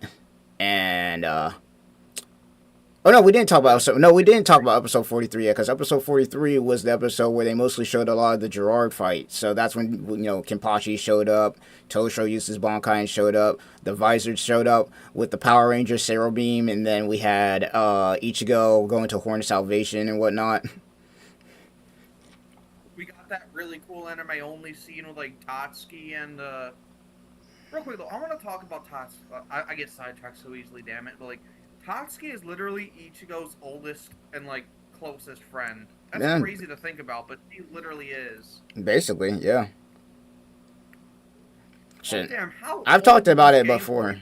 But I'm surprised that Tatsuki didn't get any powers, because she was just as close to Rukia and them as the rest of them, to some extent. Wait, really though, how ancient is this gameplay footage you're showing? Because I just saw you lose ranked points. This footage is probably from it's around the point when they had the ability where Toshiro could do 3 lights into a dragon and combo off of it. So, pretty long time ago. Oh. That was foul. Do you think Grimmjow and Ello could join up in the fights, because we were going to see a scene of them in the opening and ending? I could see it. In fact, one of the things that I think that could possibly happen, we don't know this yet, is Rukia and Renji. They're running off right now to fight with, Ichigo and Orihime. They showed it in the opening where they had Renji and Rukia fighting with Ichigo. It's not Ichigo, Rukia. They had Ichigo and Orihime fighting with Rukia and her Bankai and Renji in his Shikai state. So that's a possible thing that they could do. They could do it. I could see it. Once again, the thing that I'm predicting, because right now we only got about around 3 chapters left to actually animate, I'm thinking we're going to see a lot of new stuff around episode 5 or 6. I think we're going to see a lot of new stuff, because right now they're really sticking towards the manga for the most part, while adding in some new stuff here and there. But once we start getting to the later episodes, that's where we're going to really see some fireworks pop off, because now we're going to be getting to the territory where they can start adding in new things. And keep in mind that we still haven't seen that mystery character yet. He hasn't shown up. I still think it's going to be Tokonada. I I can't wait to see anime only's reactions to So you thought you were fighting Ichigo, huh? Oh yeah, no, well, when that happens, that's gonna be insane. Once again, another thing that a lot of people are predicting. I don't think it's gonna happen. Though I'm coping sometimes with it. But if we do get Aizen saying Bonkai, bro, oh my goodness, it's over, dude. Yo, imagine if he says If Bankai, then he we see says this, nah. man, I don't think it's gonna happen. But oh man, if there was ever a time for using Aizen's Bonkai, now would be the time, bro. We've We got already seen Soul his King Bankai, Yuha, though. bro. We've already seen his Bankai though. No, we haven't. It's Kubo. What do you mean it's Kubo, bro? Kubo is Aizen's Bankai.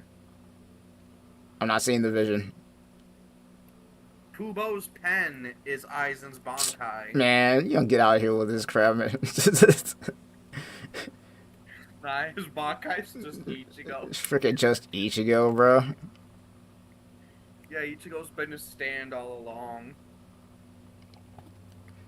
Nah, if we do get Aizen's Bankai, now would be the time to do it, bro. Literally, now would be the time to do it. Like, what would it even be, though? How do you top Kyokusui gets it? Shit, it'd be some crazy shit, but it would make sense. It's Soul King Yuha with the Almighty. I mean, shit, at this point, if they're gonna unleash some broken stuff, now would be the time. Imagine if it's just the same as Kyokusui Getsu, except the illusions are real. That would be nuts. I'm not gonna lie. That would be like kind of nuts. Remy level, like, imagine if someone like fucking Aizen or Kisuke had Remy's ability, man. I would like more expansions on Thousand Year Blood War itself rather than going into See For Your Own World. They better do it. It'd be nuts if we could get See For Your Own World animated. I'm not gonna lie. Why would Aizen need Bankai? It's Yuha with the freaking Almighty and fused with the Soul King. Why wouldn't he need it? Givus loves Bankai. He's the only Visor captain whose Bankai we haven't seen. Or captain class Visor. And then once again, like, well, other than like the... You know, with Bleach Brave Souls, they've kind of hinted to what Aizen would look like if he completely fused with the Hogyoku, with, like, the forms that he got, so... Yo, have you seen the new fucking... The 11th anniversary Aizen one? Yes, it looks amazing. That's fucking Soul King Aizen. That 11th anniversary Aizen looks insane. It's so cool. They're gonna expand the Aizen fight against Yuha, I'm pretty sure. Oh, most definitely. The fights I'm expecting to get really large expansions on are Yuha against Aizen and Ichigo. And then definitely Ichigo versus Yuha. Those are the two fights that I think they're going to expand on the most. Maybe we'll finally have a version of Hado 99 that looks better than the Brave Souls one. Because in the manga, Hado 99 does fuck all. In Jump Force, it does fuck all. No, in Jump Force, it's pretty strong. I'm not going to lie. In Jump Force, Hado 99 is actually really strong. In Jump Force, all it does is, like, the dragons pop up, then he does a sword slap. Oh, you're talking about the animation. Oh. Yeah, no, if you're talking about that, yeah, no, then no. They're definitely going to be going crazy with the animation. Speaking of Jump Force, Aizen was such a bastard in Jump Force. Well, no, that's what I'm talking about. It's like, Aizen in Jump Force was annoying to fight. Like, the funny thing is, 2 of his abilities were fucking useless. He only had 1 good super, but his heavies carried him because he would, like, disappear, and he couldn't be hurt when he was disappeared, which was mad annoying. Bankai would have ruined Aizen's character, not gonna lie. Yeah, no, that's another reason why I see that we're probably not gonna get it. Like, I'm copying, with the Bankai thing, because obviously it would kind of go against Aizen's character for him to rely on his... I guess Zanpakuto, because he's more so, power and not relying on people and whatnot and trust, which you kind of need if you're going to learn Bankai. But, once again, it'd be cool to see. I'm not going to lie. It'd be cool to see. The question, though, was Aizen trusting Ichigo in the final fight in the manga? I would say yeah. I would say yeah. I think that was the one time where I could say that he was actually trying to actively trust somebody.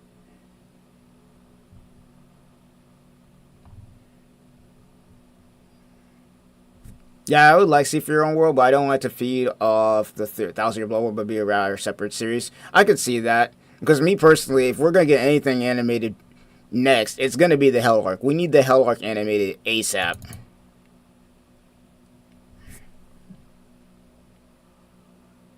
like, correct me if I'm wrong, but has the leak been like confirmed yet? Oh yeah, no, it's confirmed that Bleach is returning to Shonen Jump. After Sakamoto Days is done, Bleach is returning to Shonen Jump, which basically confirms the Hell Arc. Because what else is going to go into Shonen Jump at this point? I thought the announcement that they just made was about like the new light novel or some shit. No. The light novel is not going into Shonen Jump. That's already going actually right now. There are people trying to downplay the salesman, like, oh, it's a light novel. It's a light novel. Like, oh, it only sold 8,000 copies, bitch. They only printed 8,000 copies. Yeah, no, they only printed 8,000 copies the first time, so they had to wait for a reprint. And plus, it's a light novel. It's not a main manga series. Also, it's a spin-off light novel too. It's not even a yeah, no, it's not even a continue. That's another thing too. Is that light novel the high school one that he's doing right now? That's not even like a main series one. It's a spin-off. Yeah, where they don't have powers. They don't have powers or anything. It's literally a spin-off. Me personally, I think they made that light novel, by the way, to show off more of Kubo's fits that he does, because he's really big into fashion design. Because we don't get to see a lot of the cool fits that he has made, unless it's like on a manga cover where it's like his personal art that he does, or it's like an anime OB. Speaking of light novels, there's a series that is mainly light novels, and I've been waiting for season 5 for literally years, but it's in development hell. It has been for years. When are we getting DxD season 5? So good luck with that, bro. Good luck waiting for that. You're gonna be waiting a long time. Like, the whole thing fell off when they changed animation studios. Anyway. Yep, that's what always happens when studios change animations and when studios change animations. When they change the animation studios, it always puts stuff back. Like, I love Mappa AOT, but I will always say it's a straight downgrade from Wit. Like, I loved Wit's style for AOT more than Mappa. Maybe they could remake the original Bleach series while Kubo goes on with the manga. Imagine the OG series by Studio Period. That could be a route that they could do, because right now, I don't think he has anything for the Hell Arc being made yet. So what they could do is, while they, are waiting for time to be, done for the Hell Arc, they could just reanimate the entire not 1,000-year blow, but they could reanimate the entire original Bleach. They could do that, and then right after original Bleach is done animated, because they already have the manga and they already have the anime. Then it's like right after that, then they could do Hell Arc. It'd be perfect actually. Because I know a lot of people want the Hell Arc right now, but realistically, it's probably not even done yet. We probably don't even have the first season done yet. So realistically, the only things I could see that they could reanimate for Bleach would be Hell Arc, or not Hell Arc, but you could reanimate Bleach with Studio Period, or you could do Burn the Witch and have that going. Like, you seen that Dragon Ball Legends clone for Bleach? That looks kind of heat. It's fun. I played in the beta. It's fun. I didn't get the beta. I got in the beta. I did whole videos on it. It was fun as hell. When that game comes out, because I'm pretty sure that game's gonna come out this year, I'm gonna be playing it. Like, I want to know what the hell's going on with the story when I play. Cause, like, why is and you get your own. My favorite thing is you get to make your own unique character. Your unique character is actually pretty decent. I don't think it's going to be meta by any time, but it's going to be so good. Have you ever played the Fire Emblem clone on the DS? The story of it was written by Kubo. No, never played it. The only Fire Emblem-esque game that I can remember playing was Pokemon Conquest. I loved Conquest. Which they need to make a sequel to, by the way. They need to make a sequel to that. Yeah, it was made by Koei Tecmo, fun fact. They need to make a sequel to Pokemon Conquest, because that game was freaking so good. Yeah. I even 100%ed all the side stories. Some of them post, like... The post stories? Yeah. 90% of the game. It is, and it's fun. It's fun. Like, them stories don't play. Some of them are hard as shit. Like, I know that, like, I remember, like, Gintiyu's story being really difficult. Yeah. Not gonna lie, I like the OG Bleach art style. It doesn't need a remake. They could keep the OG Bleach art style, though. That's the thing. They could keep the OG Bleach art style. Like, you know how, like, for instance, One Piece right now, they're doing a remake of their anime, but they haven't started it yet? You could do something like that, and they already have the anime made. So, it's gonna be, you could do it like that, where they could remake the OG Bleach, but without the fillers. Can I say that One Piece right now looks so damn good? like everything they do just looks good right now. It's Oh no, crazy. they're cooking. One Piece right now is doing really well. Right now, Though I like, do think it's kind of stupid that people try to compare Bleach to One Piece when like Toei's worth like 250 billion and well, it's not even just that. It's just like once again bigger fan bases and whatnot. It's like whatever. It is that what it is. and Toei system like objectively a much more massive studio than Hero. Oh yeah, that too. Though it is crazy that Piro got so many good animes under its belt. It got Naruto, it got Bleach, it got Yu Yu Hakusho, Got Black Clover. Black Clover. I love Black Clover. Believe it or not, Bleach Rebirth of Souls sold really well in Japan. That's what I heard too. I heard Like, Bleach Rebirth of like Souls sold really well in 100K Japan. And hilariously enough, you know what's funny?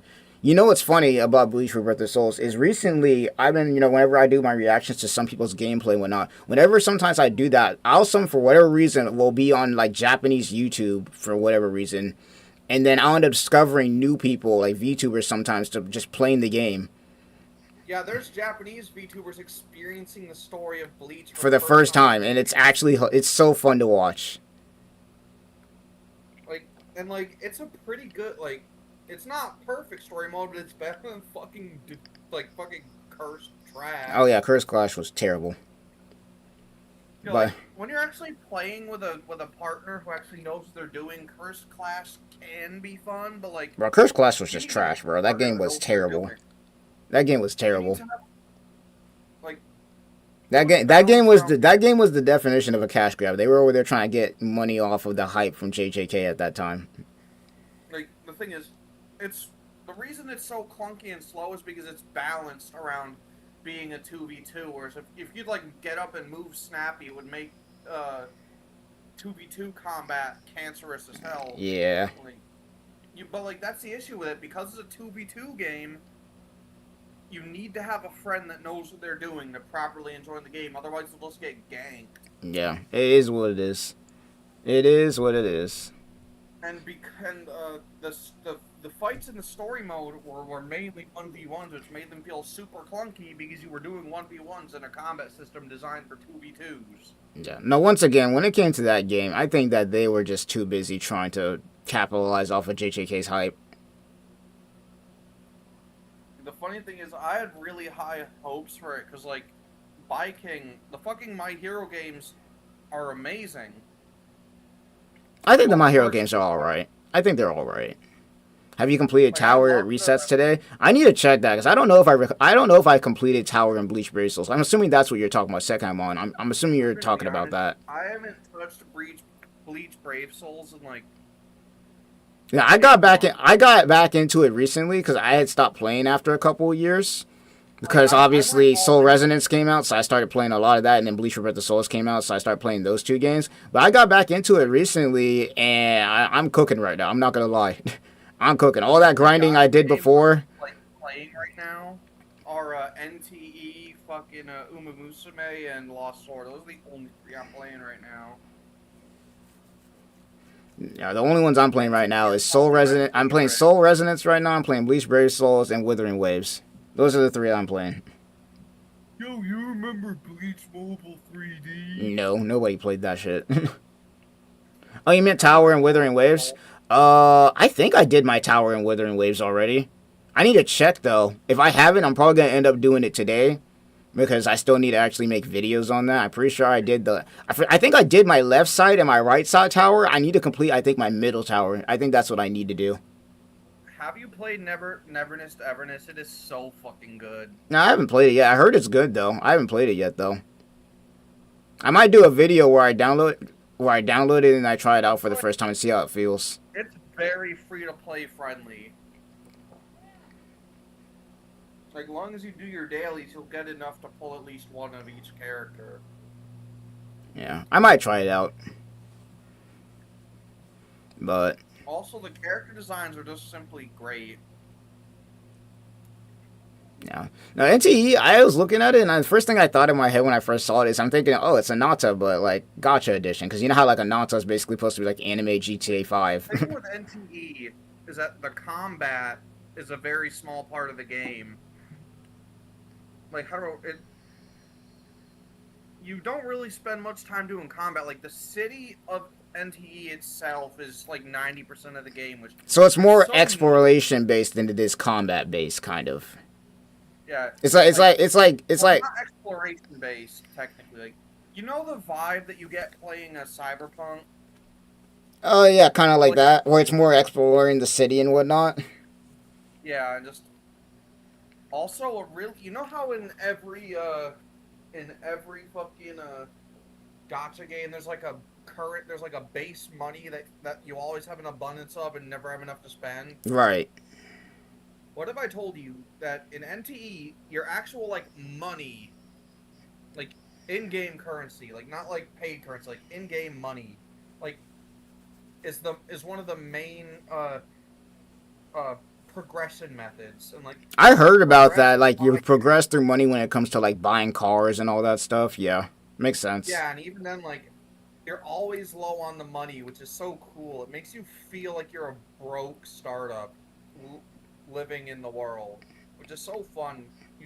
You always need money, which makes the world feel just that I more mean, it realistic. depends on what you have. Man, you can have that problem in a lot of games. I'm not gonna lie to you because I kind of have that problem with War right now. I still need to build sweet. I still need to build. I need to build C Squeeze still because I Yo, just me pulled her always running recently. out. I'm always running out of Me always stuff. going. No One of one my beats War right biggest. now, though. At least not in combat. Oh, that's definitely true. As far as combat goes, Wuwa, the only gotcha game that I know right now that is like similarly close to Wuwa at the moment is Withering Wave. Not Withering Waves. Zenless Zone Zero. That's it. Another game with really good combat, though it is a bit outdated at this point, is PGR. PGR is Oh, good and combat. PGR, and actually no, Aether Gazer. It sucks that the game is kind of like not updating anymore. But Aether Gazer, if you haven't played that game, oh my gosh, the combat in that game is so good. Well, the issue with like PGR combat is it goes at like crackhead speed. Yeah, no, I couldn't keep up with it. I'm not gonna lie. I remember playing PGR for the first time. I couldn't keep up with it. I'd have to retry the game to see if I could now, but I remember that when I first tried it, I was like, yo, this is fast, dude. And this is me coming off of Genshin Impact, by the way, because I used to play Genshin. I used to play Genshin too. I used to I be a stopped whale. around. I stopped at Fontaine. I didn't whale though. I wasn't doing that. That's one thing I wasn't Like I doing. was whaling heavy. I got my A5 Arlecchino. I got my fucking A5 fucking Oh wait, is it A6 or it's 6 No, for there is one thing X3. you are not gonna catch me do is whaling, bro. Yo, I'm a whale in games for the most part. How's it going, But like bud? I'm doing in good. You? Genshin, It's going I good have over here. We fucking got the A podcast going crazy right now. I have A6 Amber in Genshin, bro. That's how crazy my whaling was back in the day. No, I was not doing Everybody that. that plays Genshin knows how low the drop rates for them free See, characters I was are. smart with it. I was smart with it. I did not touch that stupid weapon banner. I knew that shit was a scam. I knew that weapon banner was some hot ass. Yo, like I loved Soul Resonance at first, but then I ran out of like shit to do. Nah, there's plenty of stuff to do now. I mean, unless you're still constantly grinding, there's still plenty of stuff to do. But that's also why I don't play. That's why I also play multiple games because once you run out of one thing, you just move on to the next. Oh, speaking of which, another game that I'm currently You know still what playing right game I now never run out of is Epic content 7. in? But Epic 7 going I crazy right never now. run. I never run out of shit to do in Uma Musume. Well, that's because Uma Musume, the way that that game works is it's not really. I mean, the gacha is a thing, but it's like also you have to build all your, your Uma Musumes and whatnot. So you got to build your Umas and whatnot. So you'll never run out of content in that game. Uma Musume is just genuinely one of the most fun games I've ever But I played. remember when I that mean, game first came out, everybody was going crazy. like I told myself when it first came to America that it's stupid and I would never play it. But then a family No, it member, was so much like, fun when it first came to America. oh, Wow, you got and Carlotta like skin. You already know I'm getting that Carlotta skin. She was one of my she's still one of my favorite characters in Withering Waves, easily. I finally got my first 9-star speed legacy today, and now I'm trying to get a second 9 stars legacy so that I can always get like maximum speed for whatchamacallit, inspiration. Because like what a lot of people don't know is that all that like how do I word this, like a legacy also counts the stars of the legacies used to build it.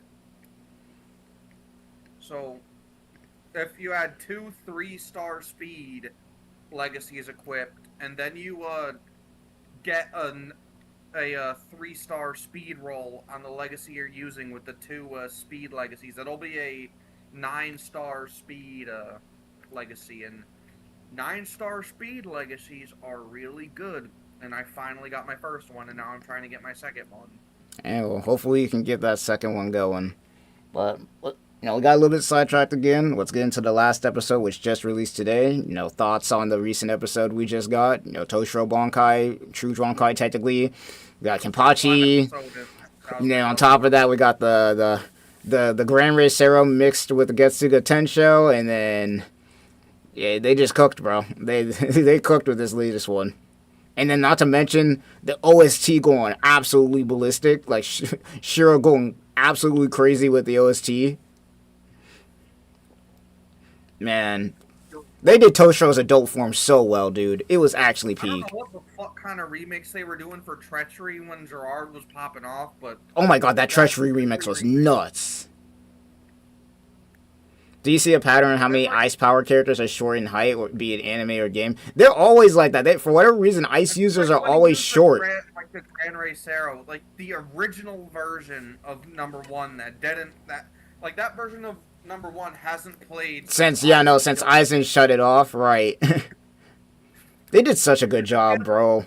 Also, Agenda Time, they used the Hellverse footage instead of the anime. Bruh, no, we're not doing that. It's not canon. Let's be real here. It's not canon. No, Orihime wasn't even there for that.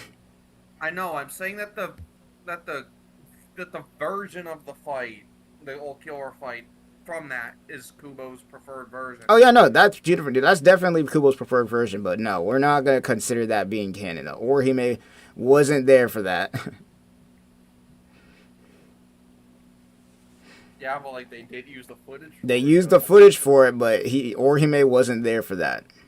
The main reason why a lot of people make the argument that with Byakuya's fight, that when he was fighting Koga in the Zanpakuto Rebellion arc, is canon is for 2 reasons. One, because Kubo actually wanted that arc to be canon, but his editors told him to make it filler. But then on top of that, Byakuya was actually there to remember that fight, so that actually makes sense. Yo, can I just say that I love how Memories of Nobody was retroactively made canon? Oh yeah, no, because in the manga, Kubo makes it, there's a panel in the manga where he, on the bottom of the page, tells you to, watch that movie, Fade to Black. Yeah, even then, like, the events of it are directly mentioned in Thousand Year Blood War. Oh, and that too, yeah, no, and they mentioned the events with the Valley of Screams. Yeah, which... And people try to say, hey, he's just saying he's been there. He ain't say the movie. Why else would he be? Why else would he have ever been there? No, that movie is the only movie we know for sure is canon. That is the only movie that we know for a fact that is canon. Yo, can I just say that, like, The Blade is Me just felt like a personal, like... It was such a good... Core 1 in general... Core 1, like, bro, Core 1 of Bleach 1000 Year Blood War just felt like it's like Bleach is back. That's literally... That's like the theme of that. All of Core 1 was literally just, yeah, Bleach is back. Can I just say that, like, The Blade is Me kind of was like... It felt like it was just a direct insult to Diamond Dust. How? I'm actually curious on that because I don't see the correlation. The whole Blade is Me lore completely, like the whole Zanpakuto lore completely dunks on the... Oh, you're talking about the whole like double Zanpakuto thing that they did with Hiyorimaru? Yeah. Yeah. Also, The Blade is Me, like you can really feel that like with how The Blade is Me is, it makes the Zanpakuto Rebellion arc feel even more, like, real. It makes sense. Once again, Kubo wanted that. Like, you can look it up, but Kubo actually wanted that arc to be canon. And once again, you don't even need The Blade is Me for that. Like, let's talk about Shunsui's episode where we actually got to see his Zanpakuto manifest. Or hell, technically, even before that, if you want to go back to the Soul Society arc, we got to see freaking Zabimaru pop up for the first time. Here's a question. Who's your favorite filler character? Favorite filler character? Favorite filler character? I'm trying to think. Mine is easily Nozomi. Yeah, I guess Nozomi would be a cool one. Yeah. I actually like that arc a lot. The Regai arc, that was a cool one. Yeah, I guess it'd be Nozomi. You know, I recently did something unthinkable. I rewatched the Bounty arc, and other than Why like why his are we long track, rewatching that, bro? Why are we rewatching the Bound arc? I wanted to see if it was as bad as I remember. It It's was still bad, way too. bro. It's still freaking like, bro. No, that arc is so dumb. Look, bro, you don't want to see 50 No, episodes of 50 just episodes Spawn of fighting straight like, bro. vampires. I'm convinced that Kubo literally just told them to just do whatever for that. Look, bro, the Bounty arc has aura. It was brought up in Bro, hell the no. Rico trial. Nobody can, bro. That the fact that the Bound arc was even brought up in that dumb legal trial is insanity. Like, of all the arcs to People get say brought up in a legal trial when it comes to Bleach, and you talk about the Bound arc, like how?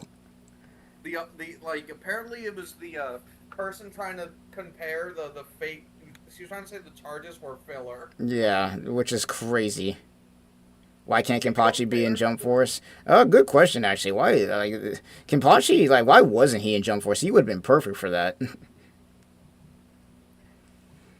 He would have been perfect for that. like I think the main reason that he wasn't in Jump Force was because Bleach had like Bleach was tied with Dragon Ball and One Piece for the most representation based game.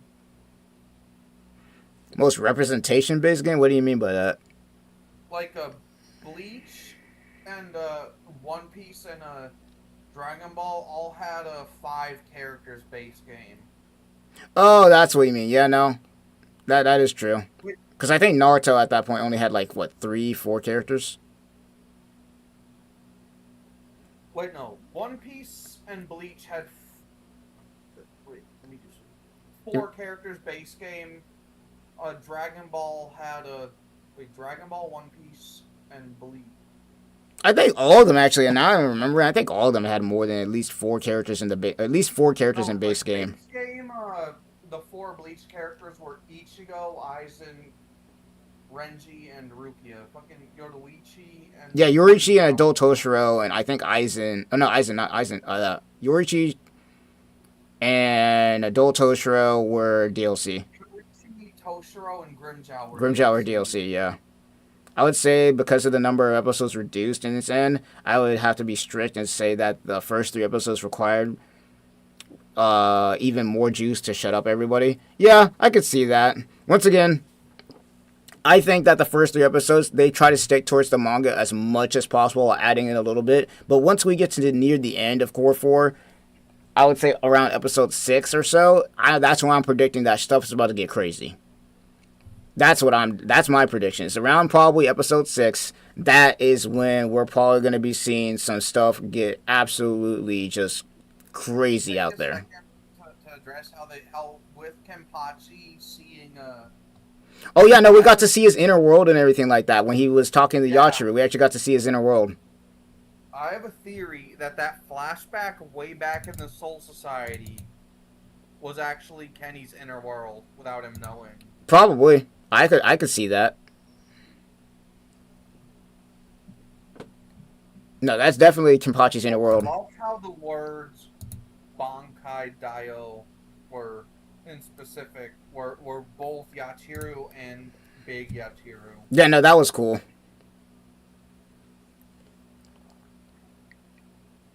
Grimjow is my favorite Espada. I would add a Kenpachi instead of Grimjow. Yeah, I could see that. I'm surprised. Once again, I'm surprised that Kenpachi wasn't added to Jump Force because that like Kenpachi's really popular. To be fair, the only fucking they did like Hiei was DLC. I think Hiei should have been base game. Hiei? The fact, Base yeah, game with Hiei, Yu Yu Hakusho? Yeah, they could have. he was a DLC. So He was a that's why DLC character though.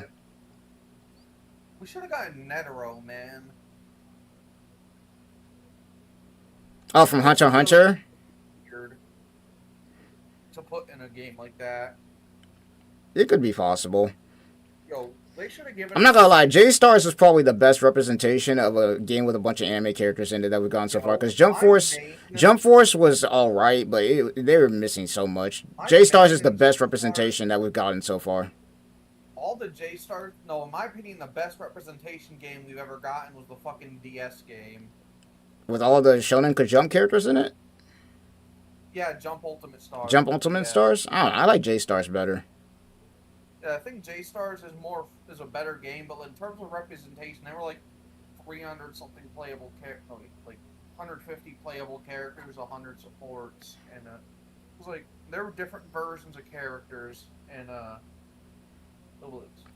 I'm so scatterbrained right now. J Stars, my main in J Stars, and anyone who played J Stars will hate me for this. My mains were Medaka. That was one of my mains.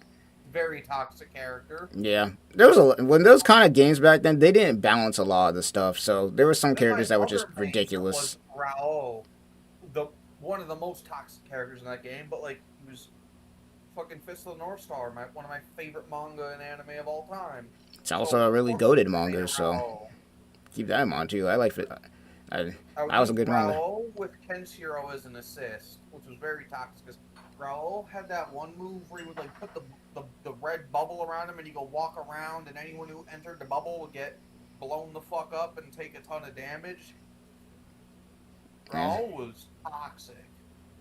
Once again, when it came to those early games, the anime games especially, they didn't really care too much about the balance of the game. It was more so just getting the characters and the representation of Shonen Jump in there. So remember when in like every Dragon Ball game ever back in the day, fucking Super Saiyan 4 Gogeta was just different. Yeah, he was the meta. Everybody played him. He was the meta. Apparently, he's top 5 in Tenkaichi 3, but like the actual like top 3 are fucking Cell, Broly, and Kid Buu. Yeah, but the thing is even though those are the top 5, it's like, bro, when you went online, bro, Gogeta, that's it. Just straight freaking Gogeta, bro. Wait, Tenkaichi 3 had online? Oh wait, the Wii version. That's Yeah. what I forgot. Man, I saw clips of that Wii online. That netcode looked like some. It was garbage. The netcode was garbage. I mean, once again, what can you do? Characters that should have been added to Jump Force: 1, Kenpachi; 2, Netero; 3, Jujutsu Kaisen. Jujutsu Kaisen wasn't around, I think, at that time. Am I wrong? Was Jujutsu Kaisen the thing when that game came out? Jump Force came out in 2018, right? 2020. Wait, let me Google it. When did I'm pretty sure Jump Force came out in 2018, not 2020. Because if it came out in 2020, Demon Slayer definitely would have been in there. No, I think that was 2018. Oh, Jump Force came out February 2019. Okay, I was off by a year, but no, Jujutsu Kaisen was not a thing by that point. Okay, let me Google it. Okay, the JJK anime started in October of 2020. Yeah, there you go. But Jump Force's last DLC was released firmly after JJK was cemented, though. I still think the fact that Suna was not in the game, cringe as fuck. They should have added my boy Suna. I know. In 2019, I was off by a year. I didn't memorize the year that it came out. Yo, can we agree that Suna deserved to be in that game in Jump Force? Suna, I recognize the name, but I don't. From Hitman Reborn. Oh yeah, that could. I mean, yeah. Though to be fair, Hitman Reborn was way more popular when J-Stars came out. It was way more popular at that point in time. I will say, I was shocked that they put a fucking Ryo Saiba in Jump Force. That was probably the most out there pick in that game. Hey, once again, when it came to Jump Force, it was mostly a bunch of Shonen Jump characters, so there were going to be some of them that you just didn't know about. I mean, we got Yugi and Kaiba in the freaking game, bro. Like, the most out-of-place character in, as weird as this is to say, I think Asta was the most out-of-place character there. No, the most out-of-place character there was definitely Yugi and Kaiba, because even though they're Shonen Jump characters, they don't actively fight. Yeah, but, like, you expect Yugi and Kaiba, because, like, they were in, like, Nope. all the... Hilariously enough, you don't expect Yugi and Kaiba to be in a fighting game. You would expect them to be in a traditional card game like the older ones, but not an actual fighting game. They were in, like, the DS fighting games, though. Yeah, They're but nice, man. I mean, shit. I mean, a lot of those DS fighting games were limited to Japan release only, and if they did get them in America, you were rare to get them. I got an imported copy right here on my DS. Yeah, but it's an imported copy. You had to import yours. We not all of us had that. Not all of us had that luxury. Yo, here's a question though. Who's a better swordsman, Hiei or fucking Sasuke? Yeah, that's not even a question. Let's stop the bullshit. Hiei is a guy with a sword. It's not even his primary combat. It's a tool for him. It's not his primary thing. Like, take for example, like, once again, something like, Ichigo, whatever. He can throw hands, but his primary fighting style consists using a sword. Sasuke, he has a sword, but his primary fighting style, it's hands. He throws hands. Technically speaking, Hiei's main fighting style uses his fire. Yeah, that is true. But Like you see Hiei use sword. his sword way more than you do see Sasuke using it a lot of If the you think time. about it though, if you really look back, he's kind of stops using his sword after the Dark Tournament. He does, but honestly, yeah, it is what it is by that point. Yo, I have a hot take. Chapter Black is the best Yu Yu Hakusho arc. I like it more than the Dark Tournament. Yeah, well, you're gonna have to sit with that one because the Dark Tournament easily is the best arc in that entire show. Yo, I love Dark Tournament. It's got so many good fights, but rewatching it, it also has a lot of fights that are like got me snoring. Yeah, well, that's just gonna happen in tournament arcs. Not every fight is gonna be a banger. Bro, we could have seen Tuna and Yuha in the game. I mean, there's a chance. Yeah, we could have seen Yuha in Jump Force, but Yo, y'all wanna talk about One Punch Man, a game nobody liked? no, I don't remember that game. I don't even remember that I got game. so bored one summer day that I fucking platinumed that shit for no reason other than I was so bored and I literally had nothing else to do. I literally do not remember that game. One But Punch Man, game nobody played. I guess since we talked about all of the episodes, now comes down to the fun part. What are your guys' predictions for the next episode that we're getting? How much of it do you guys think they're going to change up? Or I guess not really change up, but how much of it do you guys think that they're going to add? I think in the next episode, the Jugrem swap is going to happen. Where, like, his powers go back, or, like, the Almighty goes back to Yuaj. Right. That's probably what's going to happen. I'm not even going to lie to you. Yo, even though I know his name is Yuha Baha, I still call him Yuaj all the time. Yeah, everybody. I mean, I don't blame people for getting his name messed up because it does sound weird.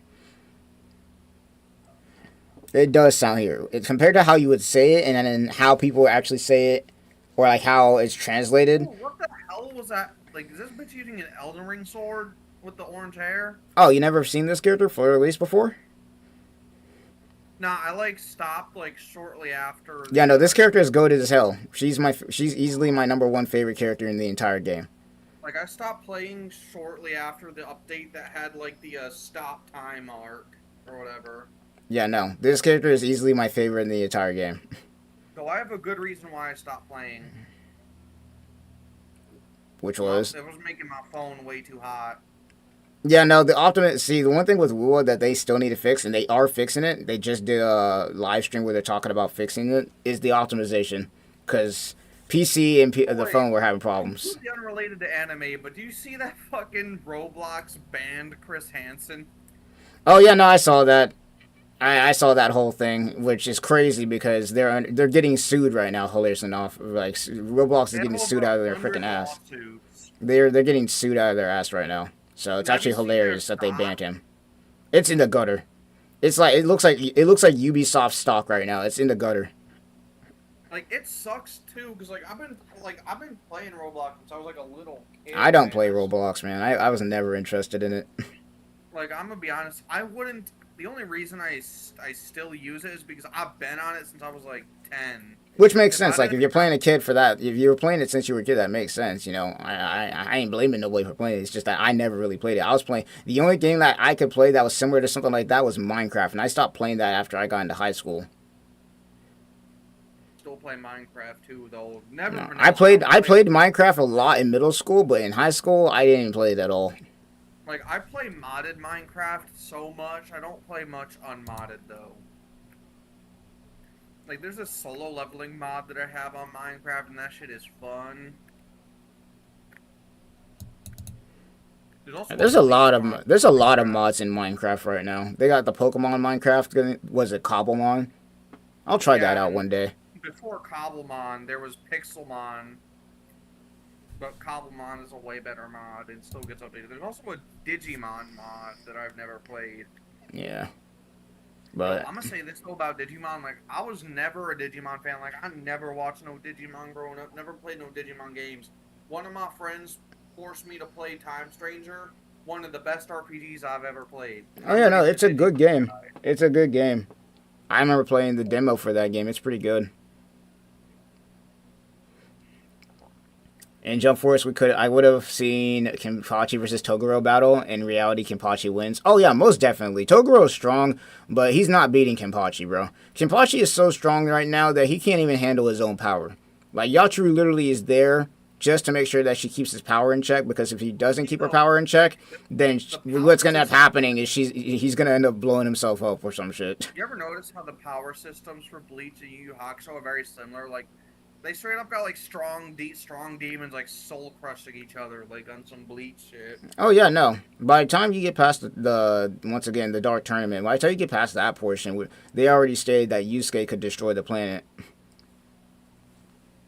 Here's a question though: who's a better villain between Sensui and Toguro? I liked Toguro a little bit better. I'm not gonna lie to you. Like, I think Toguro's fights are better, but I think that like as a character, Sensui's just so damn interesting. He's interesting, but as a villain, I liked Toguro so much better. There was so much stakes when it came to that fight. There were so many stakes when it came to that fight. That fight is one of the main reasons why the freaking Dark Tournament is just a legendary, dude. As a tournament arc. The stakes were higher in the chapter Black Belt was like Sensui was trying to like release all them demons on the world and like destroy it and shit. Yeah, but then you got Yusuke getting his get back for Genkai, which was amazing.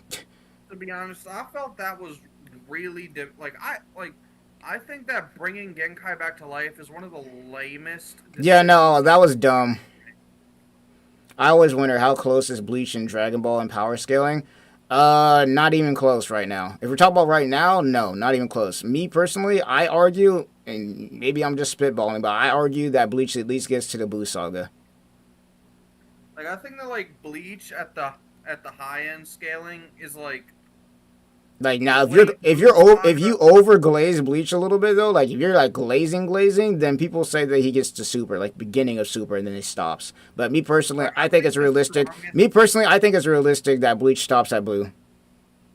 Like, I think the strongest character that Ichigo can realistically beat is like Cell, Perfect Cell specifically, because Buu is too much. Like, Perfect Cell, in terms of maybe Majin Vegeta, but that's stretching it. No, that's stretching it beyond belief. That is stretching beyond belief. I think he beats Perfect Cell, but he's not beating Majin Vegeta, and he's sure as hell not beating Buu. He'd be way weaker than everyone else. Do you think Kyokusu Igetsu could get Aizen the win in the Tournament of Power? If used strategically, yes. Because like if he just had nobody knowing where any of the states if used strategically, Kyokusu Igetsu could definitely do it. Because like you gotta think about it, in a ring out tournament, it'd be so easy for him to manipulate people in a ringing out. Yeah, it could be, but once again, it's got to be used strategically because once again, some characters have resistance to mind hacks and whatnot. So it would be effective on some characters and not effective on others. Because Kyokusu Igetsu is definitely strong, but once again, it depends on who he's fighting and if he's used strategically. Because the one big benefit of Kyokusu Igetsu is the fact that most people don't know they're under it. Or not even most people. You basically don't even know you're under it.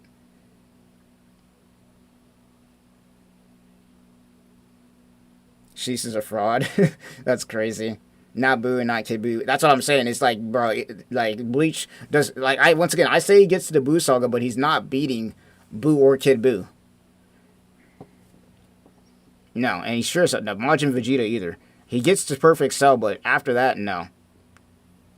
I will say this, and I don't care what nobody says. When it comes to the big three, bro, Bleach is closer to Dragon Ball than Naruto's closer to Bleach.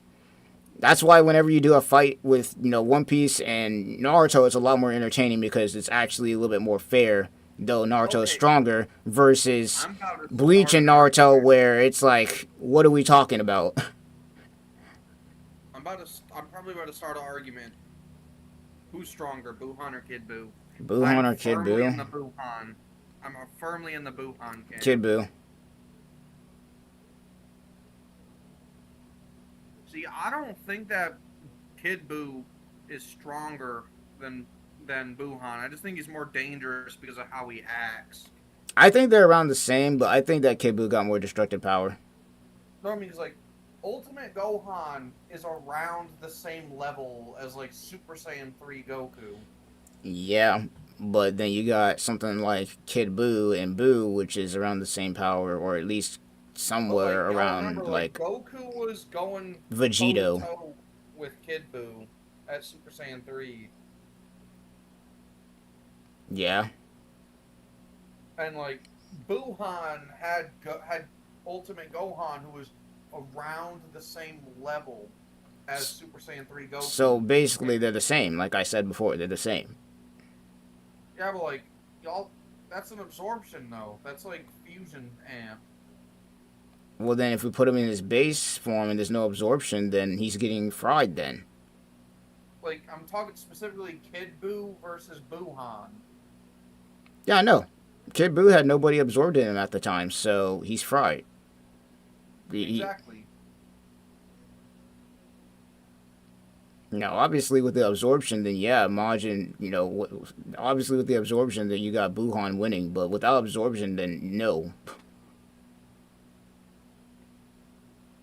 It's like, I do not think that a Kid Buu is beating Buhan. Like, sure, he's like more like Buhan is, fucking Kid Buu is more dangerous to everyone because, like, how do I work? Like, Kid Buu's he's a fucking like crash out. Yeah, that's literally He's literally just that's like his whole thing is he crashes out and whatnot. He blows stuff up. That's his whole thing. Like Buhan is like because he got like all them like fighters in him. He got like fighter instincts and like fights a specific way. Yeah. He still got cooked by Gogeta. He still got cooked by Vegito though. As a freaking piece of candy. He got his ass beat by a jawbreaker. A jawbreaker, bro. Like. So you can say Buhan's stronger all you want and whatnot, that he would lose the fight, bro. But Kid Buu is not losing to a fucking jawbreaker. Look, bro, that chocolate was pretty strong though. Like no, bro. Not even at I know it's Vegito, but like let's be real. Kid Buu is not about to be getting tossed around by no fucking jawbreaker. This dude's a crash out. Yo. Buhan versus Ed and Eddie, who wins? I'm not even gonna get into that because we're talking about Toon Force and shit at that point. I'm not even gonna try and get into the scaling of all that. Well, here's a question though: would we be giving Ed with a single D? Would we be giving him his Viking helmet? Yeah, I would assume so. Yeah. Not that it matter. Bro, Kid Buu was whooping Vegeta and Goku's ass permanently. Goku kept trying. Yeah, my point exactly. That's why I think Kid Buu is stronger, but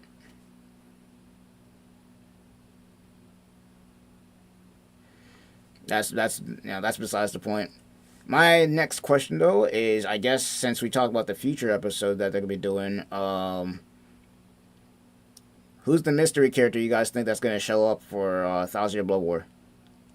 I want to hear y'all's guesses, because I think it's Tokonada. This is probably not gonna happen, but I'm betting Senna. You think Senna is gonna show up? Nah. I don't know how they would make it happen. Nah, that's impossible. Okay, Okay, what about Asashiro then? That's possible because he's in the Mukin, but I don't know why Asha would pop up right now. Well, like, the fight could, like, break open Muken or some shit. Bro, Mukin is locked up right now, bro. The only person who went in there to unlock that shit was Shunsui. He has the keys. Now, Asha Zero. What color the keys are. But no, we don't know what the damn color of the keys are because one is literally inside Shunsui's body, and the rest, who knows where he put him after he got Aizen out of the Mugen. Plus, I'm gonna be honest with you, Asha Zero, like, what is he gonna do when he gets out of Mugen? What is he actually gonna do? Yo, here's a question on this is like mainly theory territory. Do you think Oetsu can use any Zanpakuto? He's the creator of Zanpakuto, so yes. Exactly. I wonder what his like actual Zanpakuto is. Like, I think his actual, bro, I'm not gonna lie, I was talking about this, but I would have actually kind of preferred to see Oetsu's Zanpakuto rather than Senjumaru's, because I think it would have been some shit like some unlimited Blade Works crap. I think that Oetsu's Zanpakuto would have been like some unlimited Blade Works type crap, where he has like a bunch of swords running around, just laying around in the ground and whatnot. He does some crazy stuff. I really wanted to see it because technically the Zanpakuto that he was using technically wasn't even his. It was just like one that he was using. What if his Bankai just lets him like summon a spirit of any Zanpakuto into his sword temporarily? That could be a cool ability too, but the way that he fights, I think that his the way that he fights, I think that he'll be having some unlimited Blade Works type shit where he has a bunch of swords in the ground and he'll like go from one to one and do some crazy stuff. Kicking swords around and shit. Doing some crazy stuff. I mean, obviously Senjumaru was the perfect choice, but it would have been cool to see Oetsu's. It would have been cool to see Oetsu's Bankai. But other than that, that's really all I got for today. I'm not gonna lie to you. Pretty peak. I'm not gonna lie. That's all I got for y'all today. Because we don't have anything else until we get the next episode. And I'm not gonna lie. Next episode, bro, who knows what's gonna happen? Because we're going into uncharted territory at this point. Yo, imagine if the character that comes... Imagine if the mystery character is fucking Gantenbein. I'd be so pissed. That'd be ridiculous. Squad Zero versus the Espada. Be like, no, please, no. Bruh, Squad Zero versus the Espada, they wouldn't even need... They'd only need one of them for that. They would literally... Squad Zero versus the Espada, bro. The Espada would not stand a chance. Here's a question though. Couldn't them weird soldier thingies that weren't really explained and that were in the Soul Palace, could they beat the Espada? Shit, I don't know. Because, like, it was, like, Neanderthal did Chad is handling business, so I would assume no. Not to say that Chad's weak or anything, but, like... It's wild to me how so many people trying to, like, say that fucking Ulquiorra don't got a 4 on his chest just because, quote, I can understand this for me.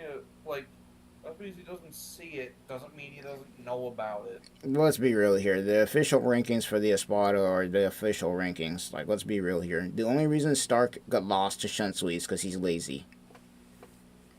If Shunsui, if Stark was moving around, if Stark was moving the same way that frickin' Ulquiorra was moving, then he would have won. The dude fought 4 captains in a row.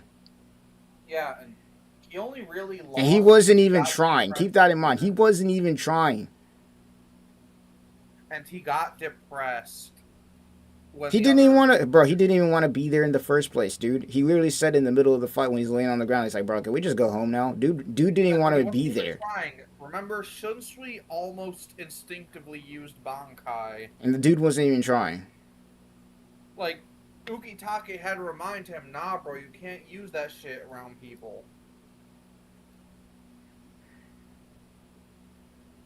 Well, that's what I'm saying. It's like, yeah, no. If Chad is handling business against those statues, then I think the statues are losing against the freaking I think they're losing against the Espada, bro. Like, Chad's not weak by any means, but he's not on a Espada level.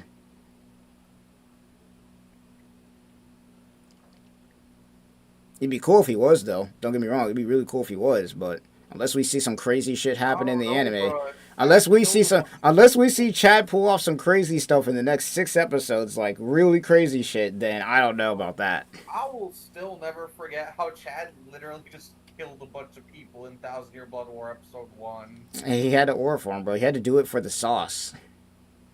He killed so many people. He had to do it for the aura, bro.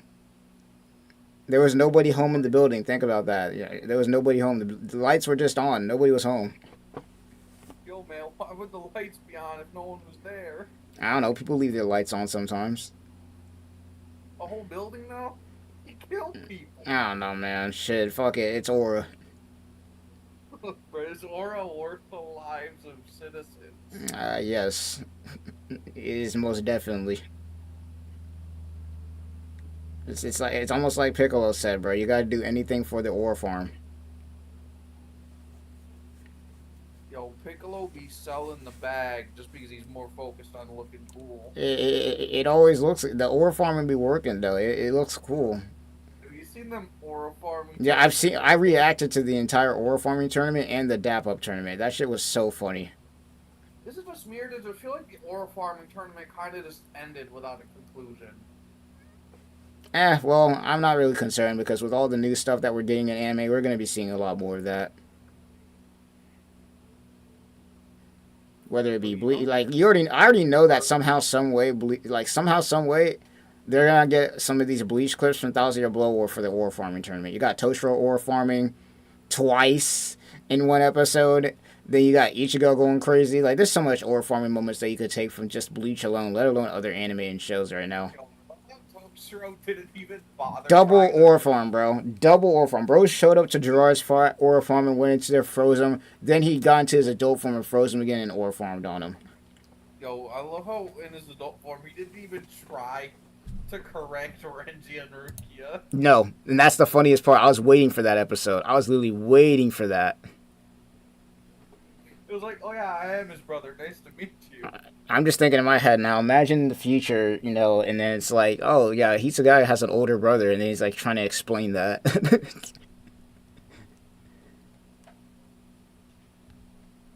Oh man. But either way, that's pretty much gonna do it for today's podcast. Pretty peak episodes. We got a lot more to come. Talked about a lot of stuff. I'm gonna be doing more of these. In fact, we're gonna be doing these every week until Thousand Year Blood War is over, and then when Thousand Year Blood War is done, then we'll do like one large celebration or something like that, or whatever. I'll figure it out, but we're gonna be doing these every week. So for those of you guys that are watching, want to make sure to like, subscribe to the channel, all that stuff, because we will be doing these weekly. As long as Thousand Year Blood War is airing, and for future, if we get more Bleach content after this, because who knows what we're gonna get by the time Thousand Year Blood War is done, then we'll definitely be doing this.